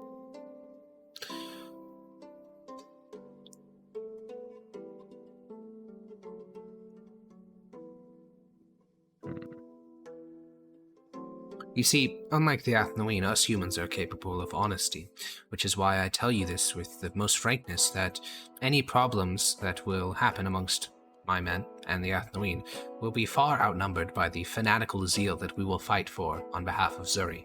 This is our home. We love this place. God loves this place, for his favored son was born here. We would protect this against the very ending of the world. When the walls fall and all is destroyed, we will remain fighting to the last breath. That is something we offer that the Athnaween never could. What's Akbanax's face look like right now? Intrigued. Huh. Eric, so this would go over like insanely poorly, right? Yeah, I mean, they got the lightest slap on the wrist ever, and you're like, what if we just undo the slap on the wrist? What if if we anytime kick- someone presses on it, we just say allegedly? What if we just caked it up as like religious freedom for those who are Yeah. fighting? Yeah, like any that's group. that's what Zuri has. They made a special exception to ban Dawn follower chaplains in 1276 as a punishment on their religion.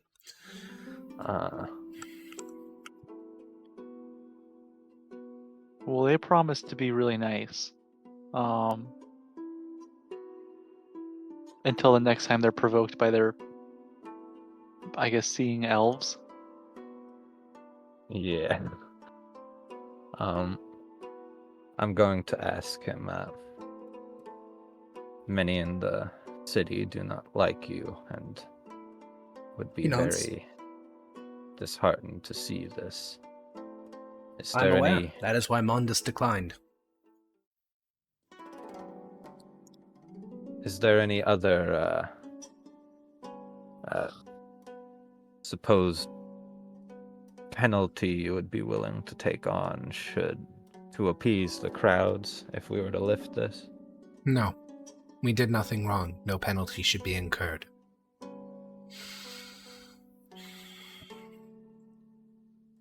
I suspect that if you were in my position, you would have done the same. I had a member of my congregation repeat to me the transcript of your arguments at the Paralia election, and you made a strong statement in favor of stamping out the seeds of evil before they can germinate and spread across the Delian League. I've never felt so inspired by a non-religious politician before. I couldn't agree more. I saw evil festering underneath our nose. I saw violence coming in the future. I acted swiftly and decisively to deal with that cancer and excise it from our society. Vermin only know one thing, and that is force. Their eradication was an inevitability. And our ideological similarities and those of my friend here, and I'll nod at Akbanax, and Midian's experience in the Athnuine Wars. That doesn't sway you to help us as is. It is good to be surrounded with friends and good men, but in politics it is far better to get concrete concessions. Mondus offers my congregation more. It would be a disservice to them if I ordered them to vote for you rather than him. Unless, that is, you can offer something he can't.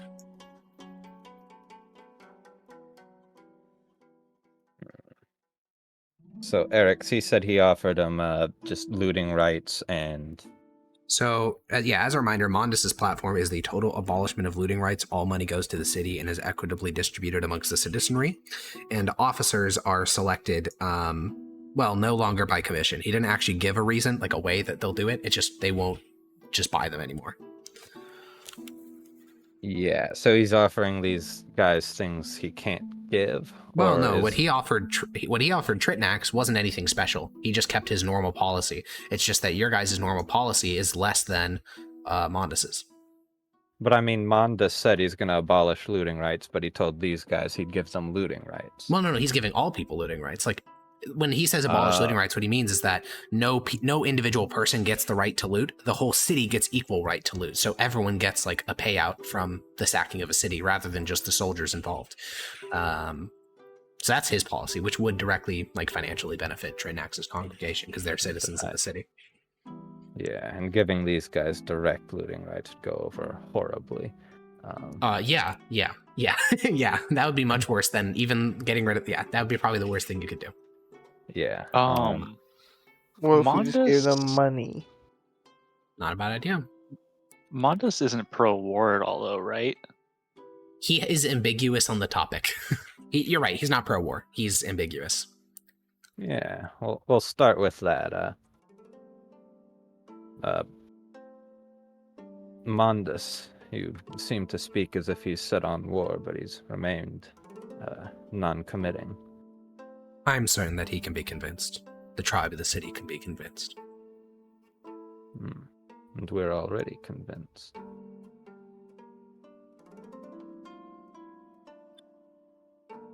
I have made my terms very clear. If you wish to engage with him on those terms, we can. Alternate probes will not be successful. Not even one more. You may continue. You've said your people are poor. On Huddled average, together. yes. They eschew material wealth in exchange for the nourishment of their souls. Eric, would I have the money to make a donation? Now, yes, but as discussed before, money factor 10 is required to completely convince a faction to join you separate of other negotiating chips. So you could offer him Yeah. something less than Mondus and then bribe them with a money factor 9 bribe. But if you actually just want to give them money to make this whole problem go away, you need more money.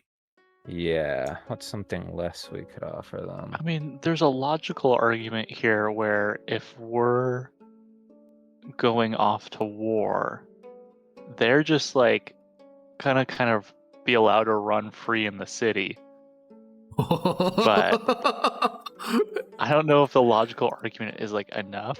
I mean, if you want to make that promise to him that when the army's away, you'll let him run amok in the city, I mean, that is... I don't know if Midian would be okay with that morally, because that implies a lot of shit, because you know what they did last time. But, yeah, I mean, you could promise that. You know, it's for the greater good, right? Holy Because then we get this war done. Besides, all the elves are going to be drafted out of the city anyway. No, the women and children won't be. Well, Just to It's be for the very greater clear, good, guys. this is if the... everyone hangs in there for like 10 years, it would stop becoming a problem, okay? Jesus Christ. By like, this is definitely the most psychotic group of people in the entire city, and it's not even like close. It's a 1,000-person cult centered around someone who says he's the son of God.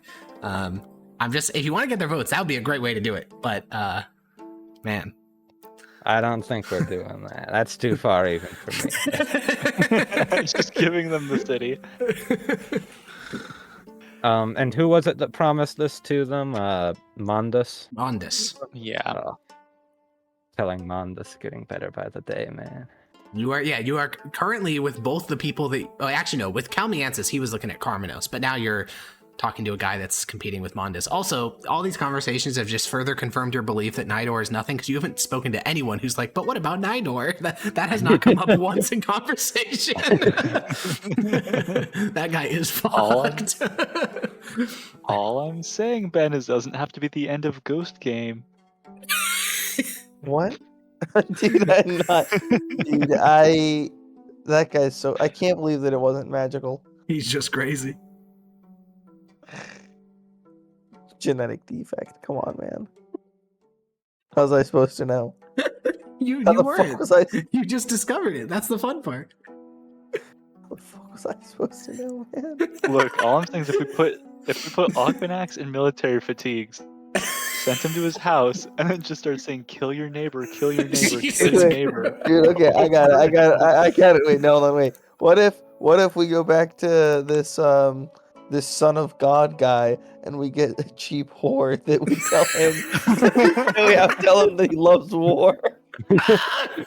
Okay, so Now you're talking. due to time constraints, what do we want to do with Tritnax?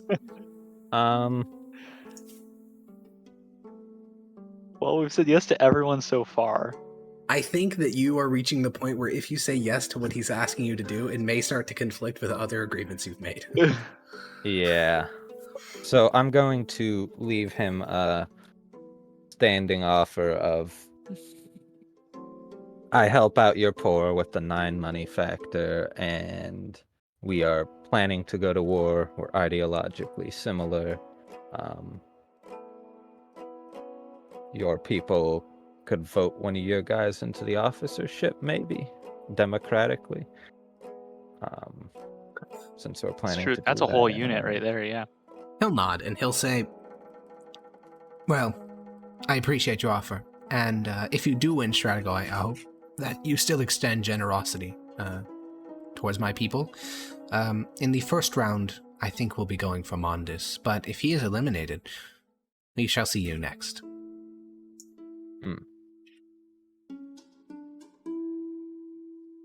That is appreciated. Of course. And I think that is all for this meeting. I can hear the call of the Lord. We'll leave you to it. Yeah, you guys leave his little chapel. You're second place. That's something, right? And we're going to zoom out again. And I think there's really one last thing to talk about. This is probably the last decision we're going to make before Election Day. Do we want to, A, go to Election Day right now and hope that we can win? B, try to negotiate with Strabo to get Mondus to drop out of the race? Or C, tell Marinos to assassinate him? Negotiating with Strabo, we'd have to give him a bribe and looting rights and possibly more. Almost certainly more.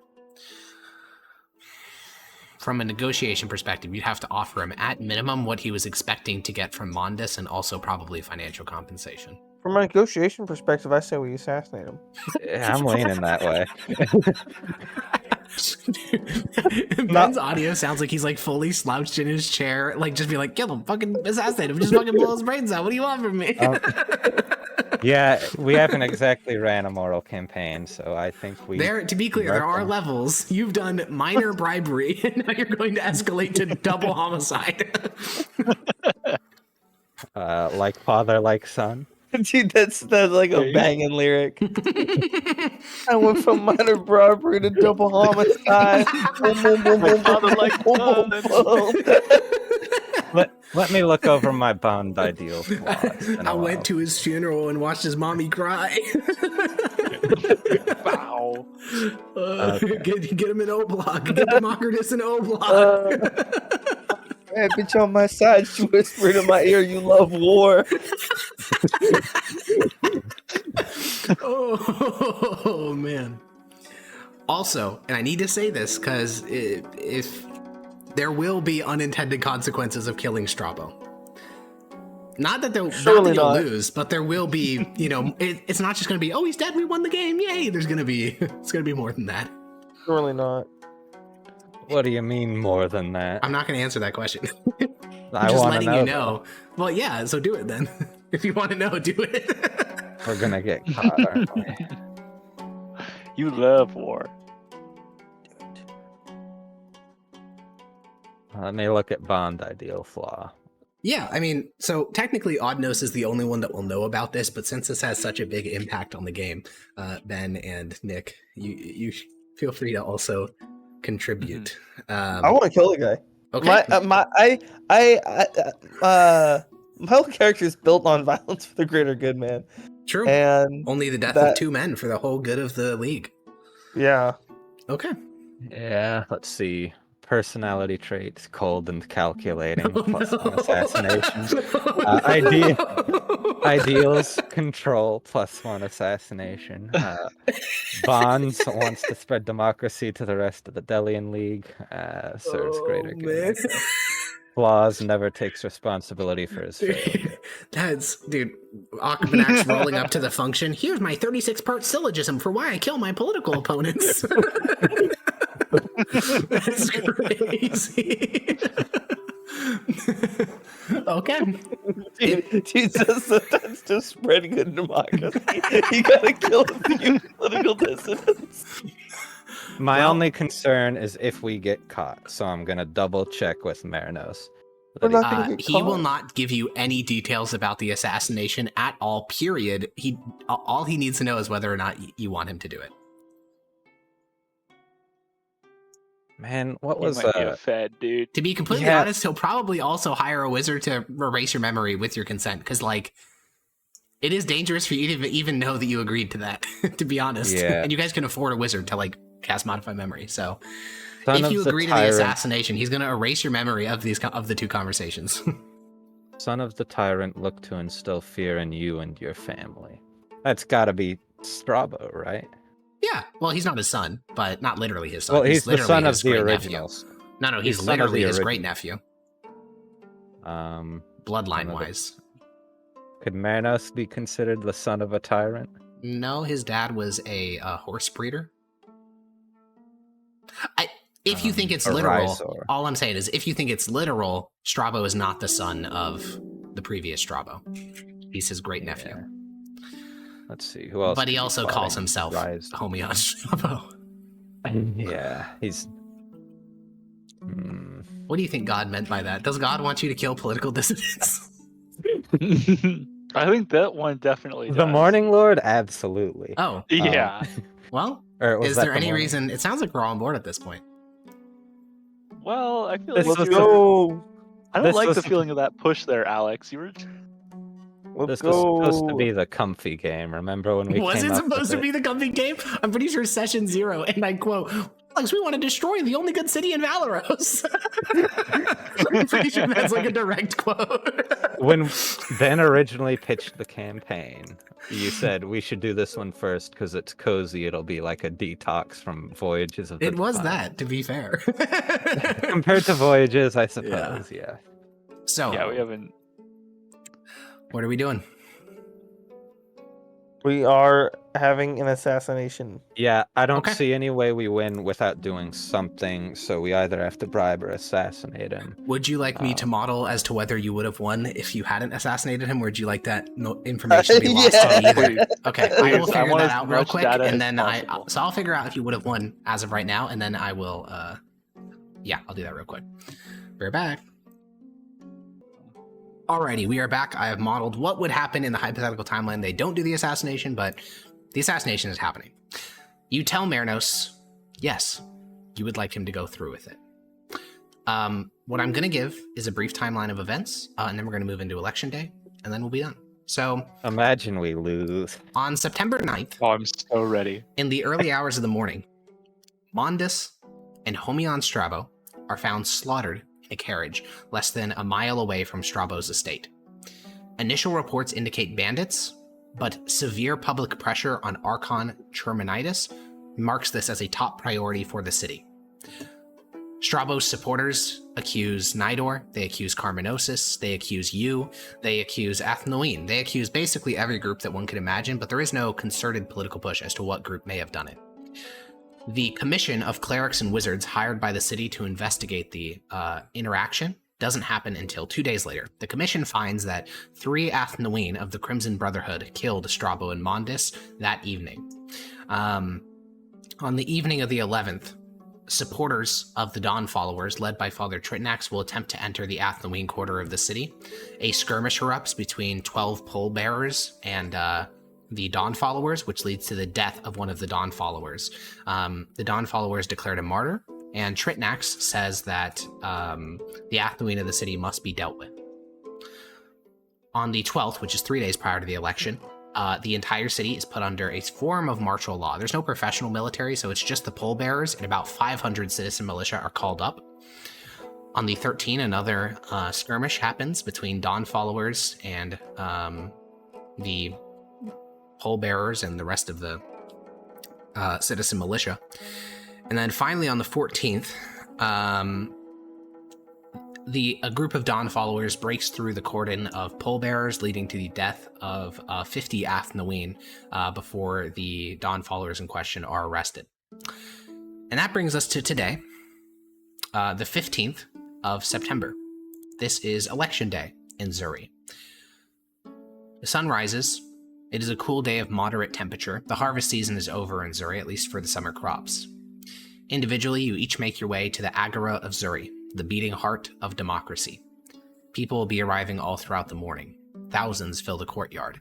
Hundreds of citizen militia with armor, spears, and shields watch over the proceedings. 100 citizen militia from each paralia to prevent any accusations of misconduct or election fraud. There is also all 12 pole bearers, each one wearing a suit of armor to protect themselves if violence breaks out. Notably, the Dawn followers are not present. They have not been barred from voting. They just seem not to want to be here. And with that, I know this is a bit impromptu, Midian, but you're going to have to make a 2-minute speech in a second here. Or a minute speech, however long you want it to be, just a speech advocating in your own favor. So prepare for that. Yeah. No, I'm ready. Alrighty. Well, Then, The elections will begin, starting with the banishment vote is going to be held. You got the banishment vote is never publicly announced. It's only announced if there is enough votes to banish someone, and that doesn't happen this year. No one in the city of Zuri is banished. Next, the Master of Ceremonies candidate will go forward and make some short speeches.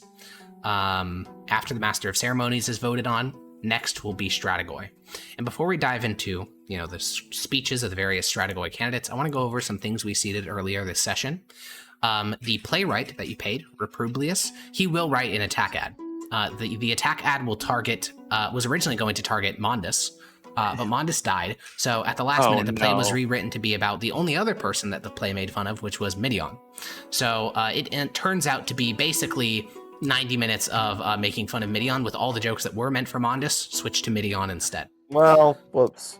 Additionally, seen that coming on. Should have had a contract. the day before the election, Thesos, the rhetorician who Akbanax walked in on, and then you assigned your son Eluznos to deal with, he will make some rambling, basically Hellflake-fueled speeches the day before. They're incoherent. It changes nothing. Dude, we're not doing good so far. So we're bombing. And Our prep. next, since Mondus was going to be the first one to speak, since he is from the first Paralia, so now Midion will give his speech. Are we able to walk back in time a little bit and have me meet We can with walk my, back a tiny amount, yeah. Yeah, you're on this. You're down in the big morass with thousands of other people. You can talk it over with your pals. Any bullet points that we want to hit here, guys? Yeah. I'm sorry, I'm reeling. Yeah, me too. Yeah, any This is like a really bad episode of Arrested Development. Like, yeah. like True. this It's is like just worse. all falling apart. This is like, yeah. We should have killed people. We're almost there, guys. Let's rally. Let's rally. We got this. Okay, all right. Sorry, I'm sitting back up straight. I'm locked in. Yep. I'm sorry, I just can't stop hearing you love war. You love war. Oh, boy. Wait, it's not too late to try that. He's on Hellflake. He just went up there on crack and started yapping.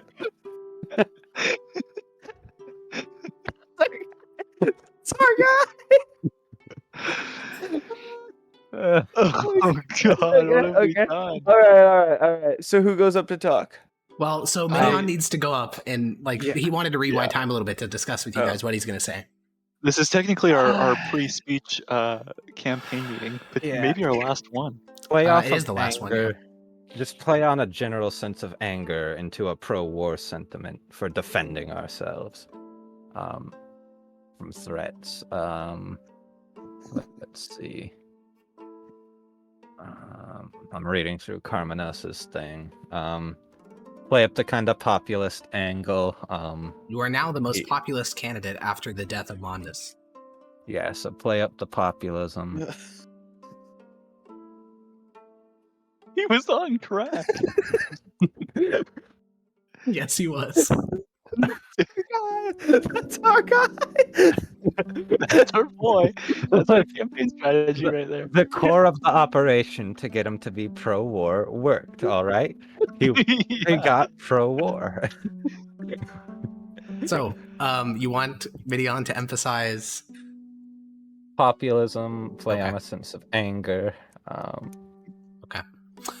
Nick, do you want me to time you out for a minute, or do you want to time yourself? Oh, I can pull off a couple minutes here. I'm just taking a second to breathe. Yeah. You're a Um, man of the people, a man of the people. Yeah, I'm gonna have I'm to a man of the mute. people. I'm gonna like start I'm laughing. a at this man of the Alrighty. people. Yeah, you love war, Ben. Whenever you're ready, Nick. I'm gonna yours. mute. Okay. So now Midion's like, Yeah. You make your way up onto the Midion's stage. trying to shine. You're looking out towards the tribe. There are at least over 5,000 voters here, probably more.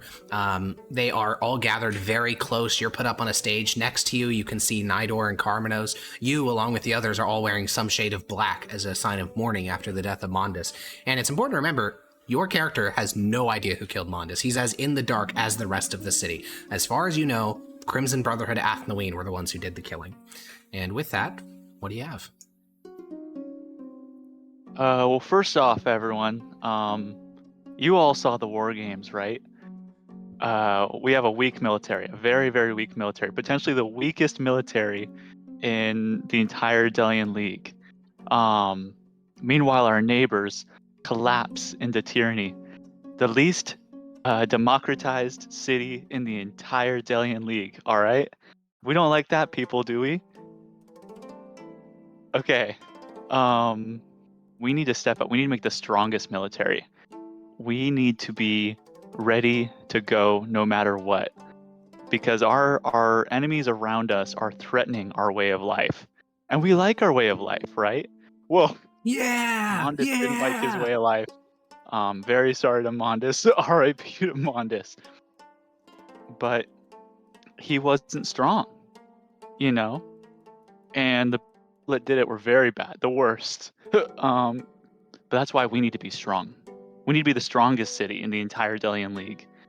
We need something that works for everyone. We need a military that is massively reformed to both have order, have strength, but also work for the common man. We need something not like Carmenos. Carmenos wants to keep the status quo. And we don't like the status quo, do we, folks? The status quo has left us weak. He wants to make things more entrenched, makes things more the way they are, and make things worse for people. Modernizing the military, what is he he doesn't mean anything by that. He wants to build these forts, but how long is that going to take? Meanwhile, our enemies just sit there and steamroll over us while we're all a bunch of 2x4s and nails. So that's why you need to vote for me for Stratagoy, so that we together can become very, very strong and be the strongest city in the Delian League. Thank you. Yeah, there's cheers, mostly from the Plains That went faction clans people who have come out. You have the Chalmaleros clan, Athius, Luktara. Next, What's Nidor. your health like? Nidor takes a step forward, and there are a couple of boos from the crowd. And Nidor says, well, everyone please, citizens of Zuri, think back on the last year. Zuri has been secure and safe. War has stayed away from our borders, and in the colonies, as Beltso, Hagel, and Malgotha doubled down on oppression, we stayed away. We remain out of the pig war, and the affairs of other cities are not our problems. We are elected by the people of Zuri, not the people of Piave or Beltsa or anywhere else. We're the shining city on the hill. We're a beacon of democracy, and that's our duty to protect that legacy, to secure our walls and lock our doors. You wouldn't leave your house unlocked, why would you leave our borders unlocked? We need bastions and defensive fortifications. We must be a bastion of freedom. And he takes a couple steps back. There's a very muted reaction, and then a small group of voters go, yeah, Nidor! And then the stage goes quiet, and the next candidate walks forward. Carmenos is an older man. In the black of funeral garb, he looks defined, regal even. He has a straight back, chin jutted out, white beard that clings to his face, well manicured. And there are a couple cheers as he approaches, but he raises a hand to silence them. Fellow citizens, I've spoken to many of you individually, so I apologize for the repetition of my words. I wish for Zuri to walk a fine line of neutrality, without isolationism or war. Isolationism breeds an atmosphere where people view Zuri as weak because they have not seen our strength. Mondus is dead. He was killed by those who thought that Zuri was weak. The Athnoween plunged a dagger in the heart of our city's democracy, a candidate who was favored to win, killed outside his estate. It's unacceptable.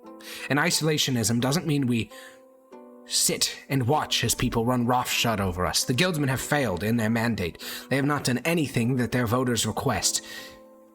It was said by a prophet named Ornax. Those who hope in the Lord shall renew their strength. That phrase is true in so many ways. It is hope which drives us forward. It is hope that drives me. I hope to see Zuri once again a formidable power. I hope to see Zuri's navy be the envy of the world. I hope to see Zuri have a modernized and professional military so terrifying that no one ever wishes to move against us again.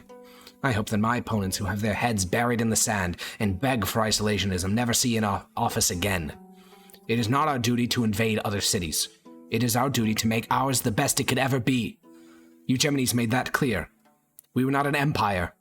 We are a city of equals. So we walk a fine line. We bolster our strength. We recriminate against those who harm us. We go to the desert. We hunt the Athnaween down from whatever burrows they hide in. I do not wish to see our sons die in an unjust war, but I do wish them to die to defend other people's sons and husbands and fathers and daughters. That is my humble request to you all.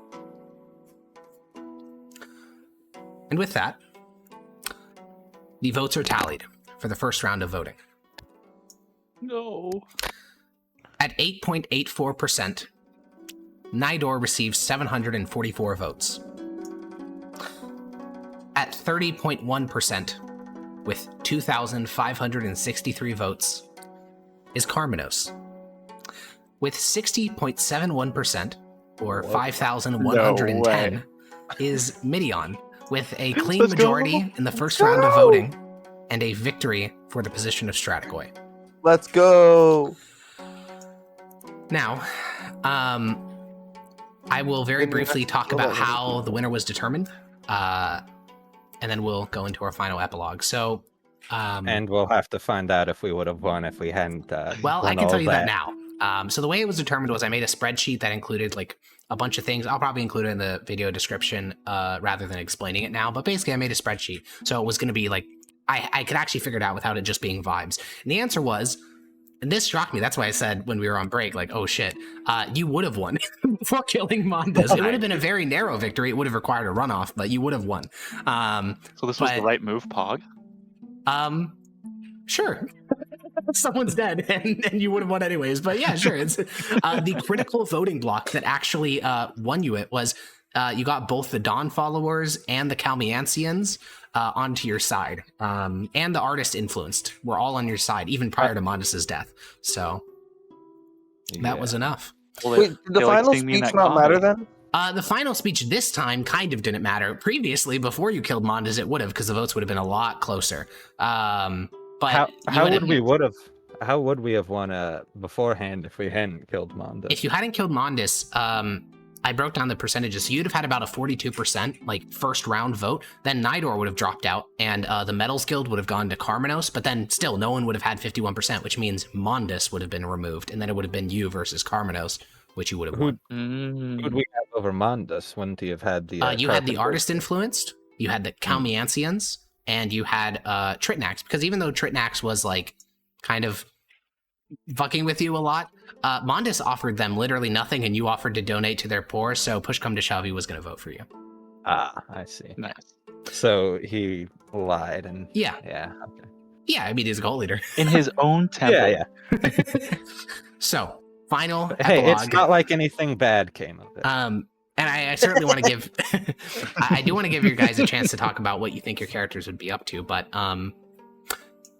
for me, 4 months ago, Midion was a farmer. Now he is Strategoi. The path was a winding one, and everyone involved is now changed. We don't really need to see what Midion's actual term of Strategoi is to understand what type of Strategoi he'll be. Throughout the campaign, I think we've seen... Correct. I think we've seen the type of... I think this race to office has shown us what the candidate will eventually be. Midion will be well-intentioned. He'll do what he thinks is best. He will lead men to the best of his abilities, constantly consulting with his advisors. Those advisors, on the other hand, are deeply evil people. The most influential people in the upcoming administration that was elected this year are former Strabo loyalists and people loyal to the Plains faction, and Tritnax has more influence than he has ever had in the city before. So, together with Piave, Zuri will wage war. You'll pull together tens of thousands of men, farmers, silversmiths, carpenters, construction workers, bakers, and beggars. These citizens will then be equipped by wealthier men than them and commanded by those wealthy men to go to war. Together with Piave, Zuri will march against Echialden. The reason for the war will not matter to the people of Echialden, who view themselves as a functioning democracy. They will see doom coming for their city. That will be the legacy of Stradigoy Midion of Zuri. He has won the race to office, and now he will fulfill his vision of war. So, since this is the last time we'll probably see these characters, over the course of Midion Stradigoy ship and even afterward, what do you see Akbanax doing in the near future? You DM'd me something. I'm not sure if you actually want to do that though. Okay, so what I DM'd him is that I was gonna have the ghost guy get murdered. I was just gonna put him out of his misery. I mean, that's fair. No, it isn't. He has schizophrenia. Leave him alone. It's that's what the whole character is written on, man. Killing people because I think it's worth it. No. Do you want to still do that? Actually, it is so funny that a guy who thinks he sees ghosts, you're like, I'm gonna send you to the ghosts now. Yeah. No, I'm not gonna do that. Alrighty. So, it is also worth stating, I don't think Akbanax would have really any influence on Midion or Stradigoy. He'll be surrounded by people with, like, actual military experience. He doesn't need a rhetorician anymore. I figured. Yeah. No, I'm gonna start, considering, my own bid at office. I wanna run for, the Master of Ceremonies. Awesome. Yeah, it's a great start for philosophers. Well, good to know. He's entering politics. Good heavens. Yeah. Odnos, you made so many deals with the devil that I actually cannot think of them off the top of my head, but I mean, including in those is murder, your son getting banished, agreeing to join the racist Athnoween guy, or sorry, the guy who's racist to Athnoween, even though you don't really believe that very much. You made a deal with the bloody-handed tyrant of Piave, who, when Echialden falls, if it falls, fully wants to basically make blood run through the streets and kill the entire ruling establishment and common people. So you made a lot of deals to get Midion into the Stradigoy ship. And rather than ask what you're doing in the future, I just want to know, even if you win the war over Echialden, was it worth it? No, he's going to become incredibly disillusioned with himself. Yeah. He did so much shit, man. You did so much shit to get Midion elected. And Midion doesn't know about any of it. He doesn't know about like half the deals you made. That's like 99%, by the way. They brought me to like 3 conversations related to the campaign. Like literally, he doesn't know anything on notes. You did all that shit for him. So it wasn't worth it, huh? No, he's gonna become disillusioned with himself and everything. Midion. Does he get like war? Did he get his memory wiped? Marinos thought about it, but because the investigation into the death ended within 2 days, he decided not to. Because they kind of figured out who did the killing and didn't look any further. So he felt it was a waste of money to have someone modify your memory. Alright, he's guilty about that too. Like father, like son. Yeah. Midion. Mm-hmm. You were a farmer, man. You were done. You were retired. You were fucking out. Your shit was paid for. You really had nothing to worry about. You had a lovely wife and kids and family. And I mean, it's not like you lost that. You still have it. But for the next year, you will be a war commander. Your merit remit for the next year is to basically fight a war of aggression against a people who did not attack you. And I think that you've been furnished with tons of psychological justifications for it. You know, they were going to attack you eventually. You know, this is for the good of the people. But it is going to be brutal. Well, we won't talk about the outcome because that's way beyond the scope of this campaign, but it is going to be a horrifically bloody campaign. And after that, so a couple of months in, after the first couple battles, when Midion looks back to when his landlord showed up one day and said, "Hey, you want to be in government?" Would Midion have said yes? If he knew all that he did today.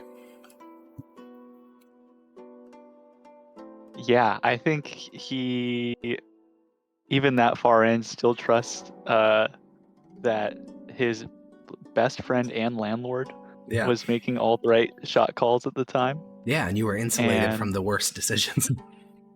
Yeah, he doesn't really know what happened. He doesn't Yeah. even he didn't really have any interest in being Stratagoy, but he Nothing just kind of happened. he got rent for life. So like Yeah. he probably That happened.